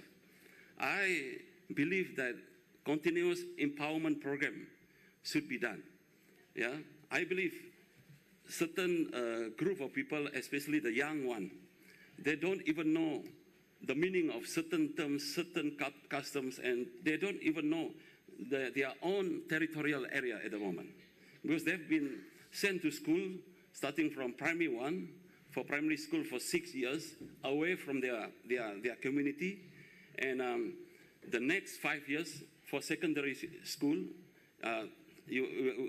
we could imagine about 11 years of their early school days, they were away from their family and their community. So when they become adult, if you ask them about certain terms like birai is like certain area full of sago, certain area full of rotan. And then you ask about that kind of simple terms in Penan or in other indigenous community terms, they wouldn't understand about it. So this is why the expert, not only from international community, but also the expert within the community themselves, who are now become older and older, they have to come back and then train, empower their new generation so that there will be a new generation that will ready to take over the fight and continue to fight for the rainforest, to show that they are really the guardian, the protector of the rainforest. Mr. Ingham, so how do you see the role of indigenous people in resource management in Sarawak for the future? Yeah, it's a really subjective and really good question, actually. But we have to see who we are as the indigenous people at this point of time. Yeah? A lot of people thought about, the indigenous group is the best protector or guardian or steward of the rainforest. But let us look in detail. Most of the, or majority of the indigenous people in Sarawak are the Christians. Yeah? They've been taught of how to become good steward of this earth. Yeah? I still remember when we have been taught about Psalm 115, verse 16. The heavens belong to the Lord, but the earth has been given to the mankind. So I believe the Penang, the indigenous communities in Sarawak now, we have to embrace, you have to accept the fact that you are the best protector of the rainforest, and you have to live by it and continue the legacy of all this traditional knowledge, the expertise that we have, and we have to pass it down to the new generation. This is where we really have to empower them with proper training, yeah, because at this point of time, we could realize that this is quite a fact at the moment, where only certain people know about the area. Talk about salt lick, talk about certain rodents, talk about certain trees that contain medicine, herbs, or poison. There are so many. Except the Penang, yes, we understand. But how about other tribes in Sarawak? They don't even know about all the values and the uniqueness of the rainforest. So what will be the role of the indigenous community in future? We have to take the lead. We have to empower ourselves. We have to remind ourselves. If not now, where will be? When will be the next time for us to rise up? If not us, who else? So the people of Sarawak, the people of indigenous in Sarawak have to rise up, with the support of international community who are concerned with our struggle to move up, to move on. Yeah, I believe we don't depend, we appreciate the concern, we appreciate the support of international community, but the onus is on the indigenous people of Sarawak to rise up, to say to themselves, if not me, who else? If not now, when? Thank you. Maybe we have time for one question from the jury. Yeah, Mr. Roland, as we all know, the political scenario in Malaysia has changed. So how would you, as a politician and also as the president of the Prime Minister Party in Sarawak, ensure that the indigenous issues are acted upon by the federal government? Thank you very much. This is a really timely question. Yes, we understand that there's a change of political ruling party in Sarawak, but we have to understand the uniqueness and also the dynamic of unity government. And for me, to answer this question is that there must be a continuous political will to move on, particularly to focus on the development of marginalized people. We have to take the word of the Prime Minister to focus on the development of the marginalized people. Who are the marginalized people? They are the ones who are in Sarawak, including myself, including my Penang colleagues here, and those from Sarawak here, the whole majority people of Sarawak. We are marginalized, but we are also the same people who are who form the majority people of Sarawak. Taib Mahmud, we have been saying about him, even the chief minister before him and the current premier, they are all native people of Sarawak. They are actually indigenous people of Sarawak. They are not external, they are not Chinese, they are not non-indigenous people of Sarawak. But why did they betray us? Why did they squander everything? So back to the issue of whether you have political will, whether you really love Sarawak, whether you are really now looking at your fellow Sarawakians as your neighbor, that you must love them and you continue to fight for their rights. Thank you, Mr. Engan, for testifying. Oh, thank you.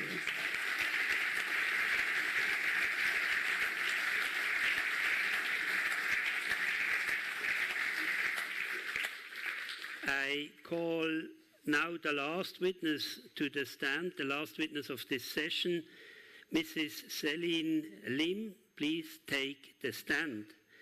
Celine Lim is Kayan and the Managing Director of indigenous grassroots organization Safe Rivers in Miri, Sarawak. Mrs. Aberley, please go ahead. Thank you, Mr. President. Ms. Lim, do indigenous communities and especially indigenous women have specific concerns and requests that have so far been neglected by public policy? Right. Guten Tag and Sayud Do to all of us that is here. That is my greeting from my Kayan indigenous language. And yes, Anina, there has been quite a sideline of policies when it comes to indigenous communities and especially women. Now, from what we have heard from our tribunal today, I think they gave you a glimpse of how Baram looks like. And I want to keep pointing that how inaccessible Baram is. Until today, we are still, the main access is only through a logging road. And because of these conditions, it is absolutely inaccessible for any form of basic amenities. Even the road for us is supposed to be a basic amenities that is supposed to be for us.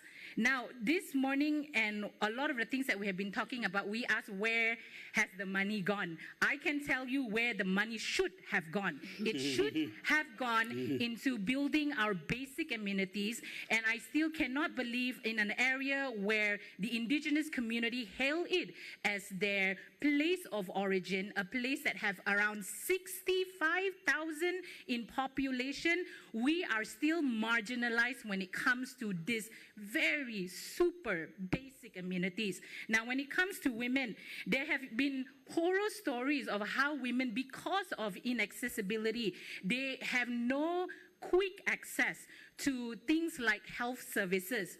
There have been documentary of what it shown that women had complication in childbirth, something that could have been avoided if there was accessibility that was supposed to be for us as a citizen. How can indigenous peoples in Sarawak connect their local struggle to global issues? Even in today's tribunal, we talked about even things like the United Nations Declaration of the Rights of Indigenous People. As we know, Malaysia has signed on to that. So what it means here, even for us, it is a mechanism on which we could tap into. And not only that, a lot of this supposed sustainable scheme, MSP, or when it comes to PEFC, there are elements that brings in free, prior, and informed consent. So by understanding your right, this is things that we can tap into and say that our right has been made mandated in all of this different scheme and all of this different platform. And besides that, Safe Rivers and a few of our members, we are a part of the indigenous communities globally. Now, I personally find this very empowering as we sit down with indigenous leaders from everywhere all around the world, exchanging stories, exchanging strategies, exchanging the realities of where we are at and what we can do globally as an indigenous community. So these are what I would say one of the best ways we could connect what's happening locally into the global platform. Thank you. it is time for questions from the jury, please. Thank you so much. What is your vision for a humane and environmentally just Sarawak for Indigenous peoples? First and foremost, our place at the table has been robbed from us. So when we show up on this place that was deemed ours, what I want to see in Sarawak is a people that are proud to be Indigenous. What we have been taught since we were young was that everything that we do, we were part of a whole. Everything that we did to one another, we would also do to ourselves. Everything we did to the earth, it would also do to ourselves. So there is this flow and connectivity with everything and everyone. I learned that from my community. What it means to replenish, what it means to allow things to grow, to have life, to be what it is, not for the sake of consumerism, but because it is there and it is something that affects us as fellow human beings. So I would say if the vision of Sarawak for me is a people that are proud to be that. So, yes.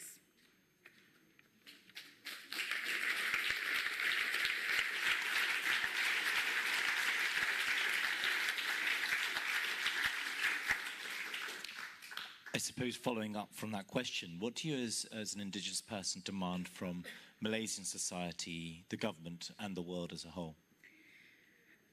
To my government, we are your best asset. And I think if you could understand so many of the campaign and the journey we have taken to advocate for our people, for our rights, was not selfish in nature. We love to be Sarawakian. I'm proud to be Sarawakian. I'm proud to be Malaysian. But I am now with a government that in so many ways, not only am I Indigenous, I'm also running a civil society organization. And most of the time, they do not see us as a helpful asset. They see us as opposition.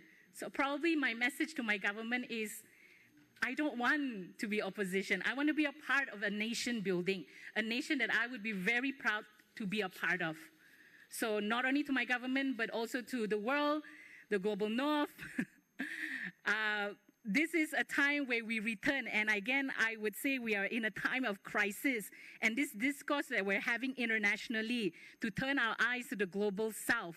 The global south are not just followers. We are leaders in our own right. So to have that recognized, yes, we would demand for that.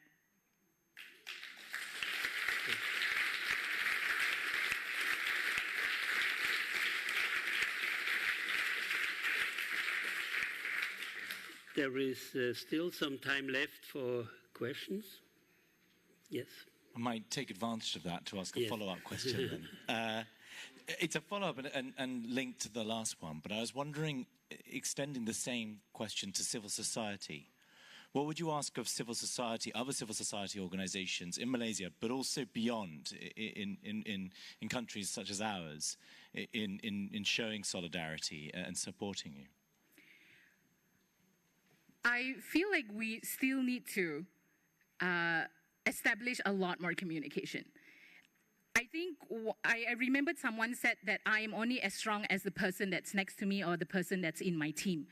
So I realized even for us as a civil society organization that is based in Sarawak, we have a context and we have expertise on our own context. But how would it look like if we brought our expertise and connect it to what you have even out there, right? So I think the best word I would describe is to consolidate our efforts together. If even I could use the word to not see boundaries, to not see this separation between what we're doing, and to realize again we're in a crisis. So when we are in a crisis, this collective effort is absolutely crucial at this moment.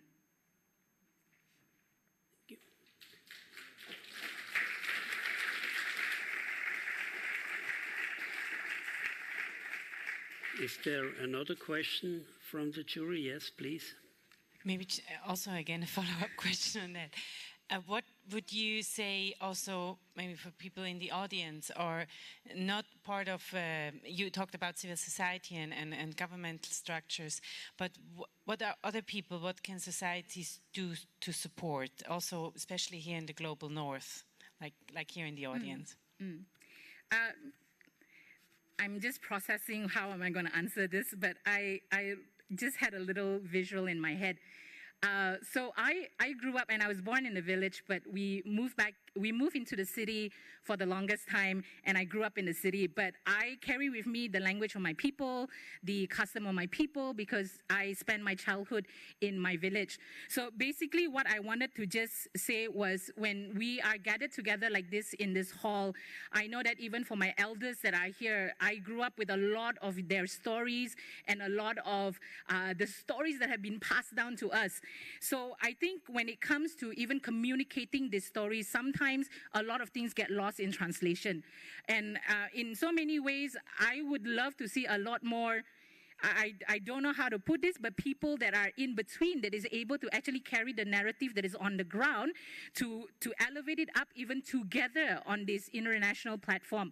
So even right now in this hall, I would ask that, you know, we don't romanticize the fact that we're indigenous communities, but we are people with convictions, we are people with experiences even now. Because again, I have traveled in area where they look at indigenous communities and indigenous people, and they romanticize who we are and what we do, but we are people struggling with nuances, complexities, and even though we do not speak the same language, but our basic human experience is the same.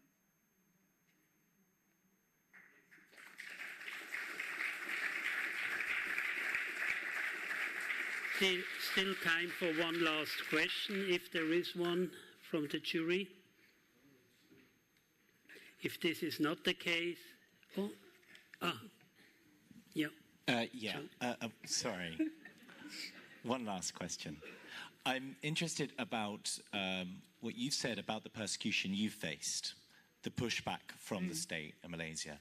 And we've also heard earlier in this tribunal about some of the attempts by companies in the global north, some companies tied to the Taib family, to suppress information, to suppress speech. I'm wondering the extent to which there are similarities in the tactics being used, and similarities or learnings that we can share with each other about how to respond to those intimidation and harassment tactics.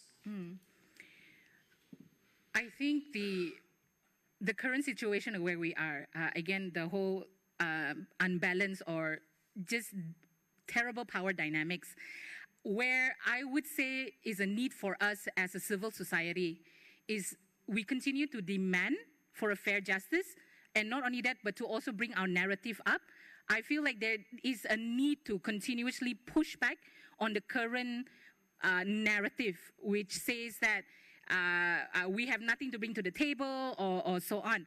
So I think for those that are here, you would understand that Safe Rivers is also undergoing a strategic litigation against public participation. I would say on a personal capacity, it was one of the hardest time for our organization, but in so many ways we have seen a lot of silver linings even through these challenges. So I would say, if I'm convinced of my mandate and I'm convinced of what my cause is, regardless what the pushback is, I would like to push harder. Thank you. Thank you, Selim Lim, for testifying.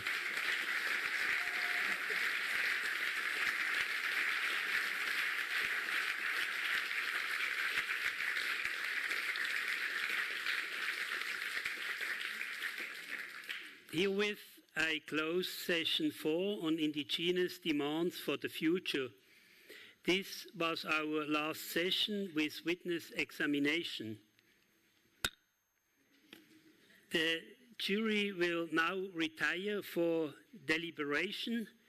We can expect their assessment by 3:45. Until then, we will take a short break for coffee and cake We will meet again at 3:45. Thank you very much.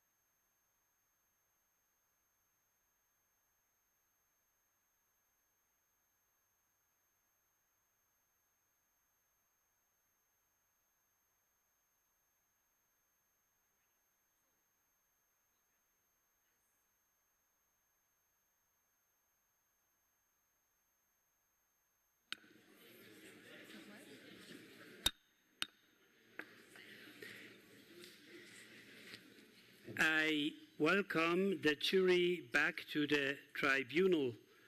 Please rise from your seats to show the respect to the jury.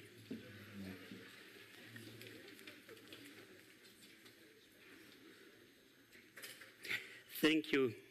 Please take your seats. I will now pass over to 4 speakers of the jury who will answer the questions the Penang asked of the tribunal. In the short amount of time, this is the jury joint statement, but they reverse the right to amend it before publication. I hand over to the jury.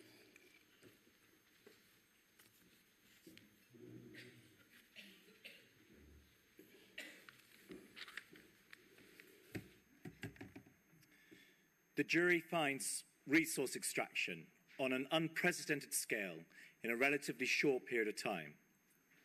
No other region in the world has seen anything comparable to the rainforest destruction seen in Sarawak. 90% has been destroyed, and only 5% of the primary rainforest remains fully intact. By contrast, we heard that almost 80% of the Amazon remains intact. At its height, Sarawak became the largest timber exporter in the world, despite covering only 0.7% of the world's tropical rainforest. We heard that in the late 1970s, the Sarawak rainforests were considered a model of biodiversity, a place where 120 scientists travelled in order to learn more about the natural world, and where hundreds of new species of animals and plants were observed and catalogued for the first time. We heard how 3,000 species of trees were native to Borneo, and in many cases present only on the island.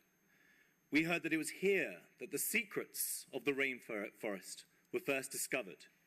The instrumental role of trees, for example, in providing the nutrients needed for biodiversity to grow. We heard that these trees were not just indispensable to the growth and conservation of biodiversity, however. Given the way that trees sequestered CO2 from the atmosphere, they play a similarly integral role in the fight against climate change. The deforestation we have seen in Sarawak, therefore, is not just a threat to plants and to wildlife.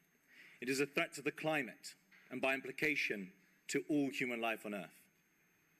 We heard how, as a result of the destruction of the rainforest in Sarawak, Borneo now ranks as the most vulnerable biodiversity hotspot in the world. We heard the example of how 62% of dipterocarps are threatened due to illegal logging. We heard how the loss of 90% of the rainforest in the Sarawak implies a 50% loss in biodiversity. We heard that agribusiness has now overtaken logging as the main contributor to deforestation.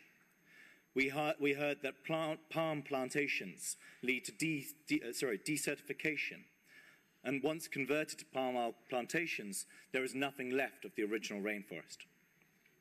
We heard about the various impacts on the livelihoods of humans, the problems of child labour, of forced labour, pesticide use, pollution of rivers, and of course, to climate change.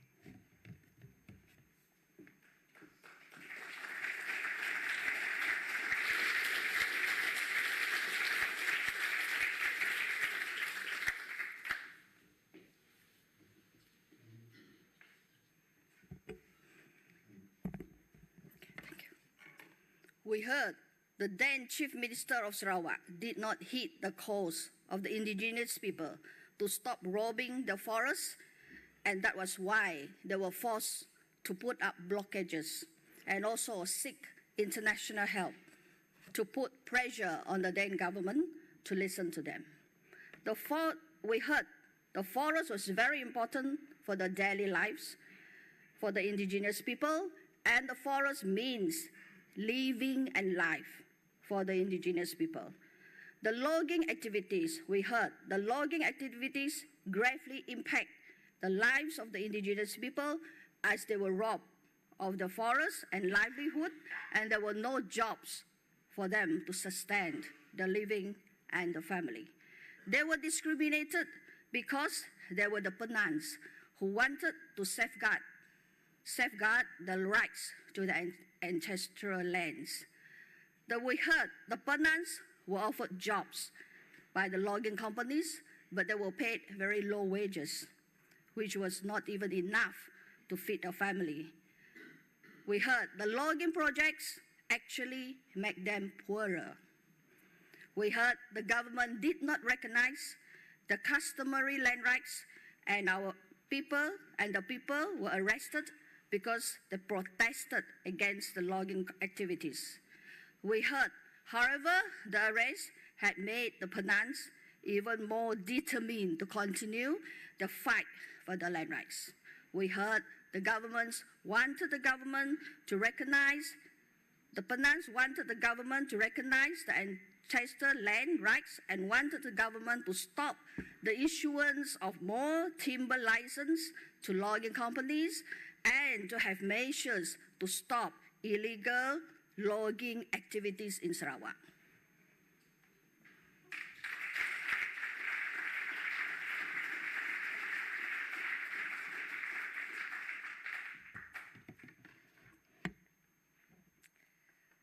Thank you. We heard that Sarawak's natural resources and rainforests have been stolen in huge proportions, and the full consequences of which are really very difficult to quantify. Thanks to decades of zero accountability and almost no transparency in government. We heard that timber has been logged without consultation with the indigenous communities, and timber has been sold wholesale without proper procedures. The trees are gone, and the communities are suffering. We heard that the money is lost, but where is it? Where is the money? We heard that the money had been parked in various parts of the world, in Canada, in the United States, in Australia, and many other places. We heard that many of these companies were found to have been linked to none other than Taib Mahmud, the former Chief Minister of Sarawak, and his family members. We heard that one of them is his daughter, Jamila Taib Murray. We also know that it is Jamila who is carrying out a defamation suit against the BMF and against Lucas, and who is the director of BMF. We also heard, very interestingly, that Taib Mahmud's salary as a chief minister is of public information. We also know that after 33 years in power and as chief minister, and in comparison with what his salary would be per annum, we also know that the amount of wealth he has amassed is way beyond the proportions of his estimated salary and the formal salary that he receives. We know that the proportions run into billions. He has gotten away with this because he never saw it fit to be accountable to the people of Sarawak, to the people of Malaysia, and he never saw it important to even declare his assets. He used his power as a shield to protect himself and his family members. The local struggles and victimization of indigenous peoples must be considered a grand-scale transnational crime. It is not just a local struggle. We say this because we know with certainty that the money has been used and moved to different parts of the world, and he has used the sophisticated financial systems like shell companies and offshore accounts to hide the loot, which he gained at their expense. The next step here, and it is a very important challenge for all of us today, together with the indigenous people, is to recover the stolen assets. We know the rainforest is lost forever, but what is it that we can still put and pull together to recover? We must be vigilant, we must track, and we must find ways to return the stolen assets and return it to the people of which it was stolen from. The people have been met with multiple layers of abuse of power and conflict of interest due to very personal business greed and power to accrue business assets. Despite his malpractice and corrupt activities, Taib Mahmud has been elevated to become governor of Sarawak in the last few years and continues to rule with impunity. Thank you.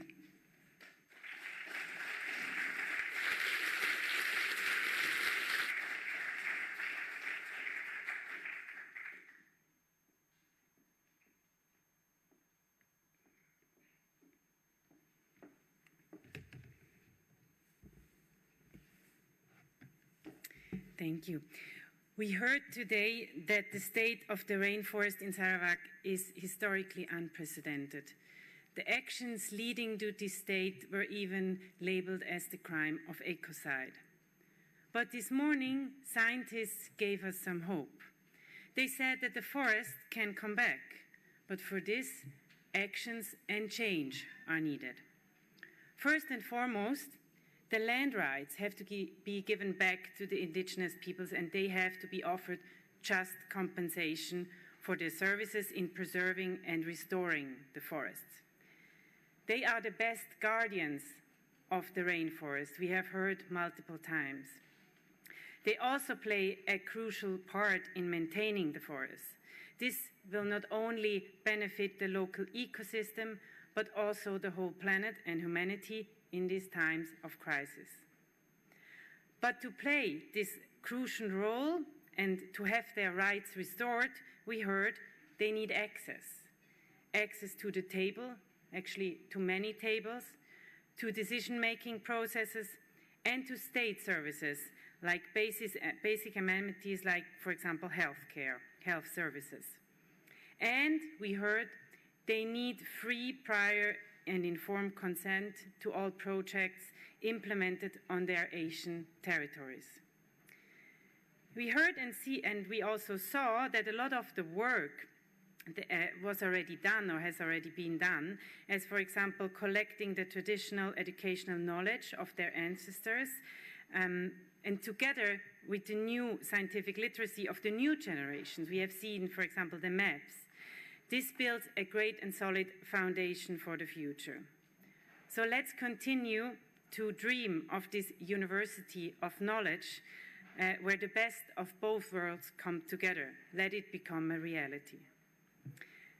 We heard a vision of proud, empowered people, not romanticized, but as agents for change, who are crucial in nation building.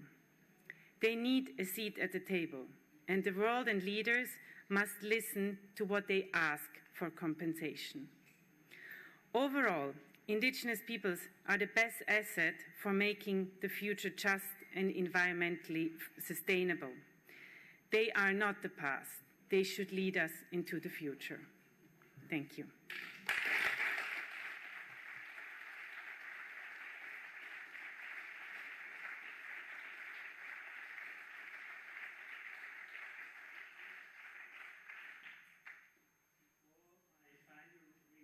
I would like to thank all members of the jury for all your contributions. Thank you very much for contributing to this tribunal.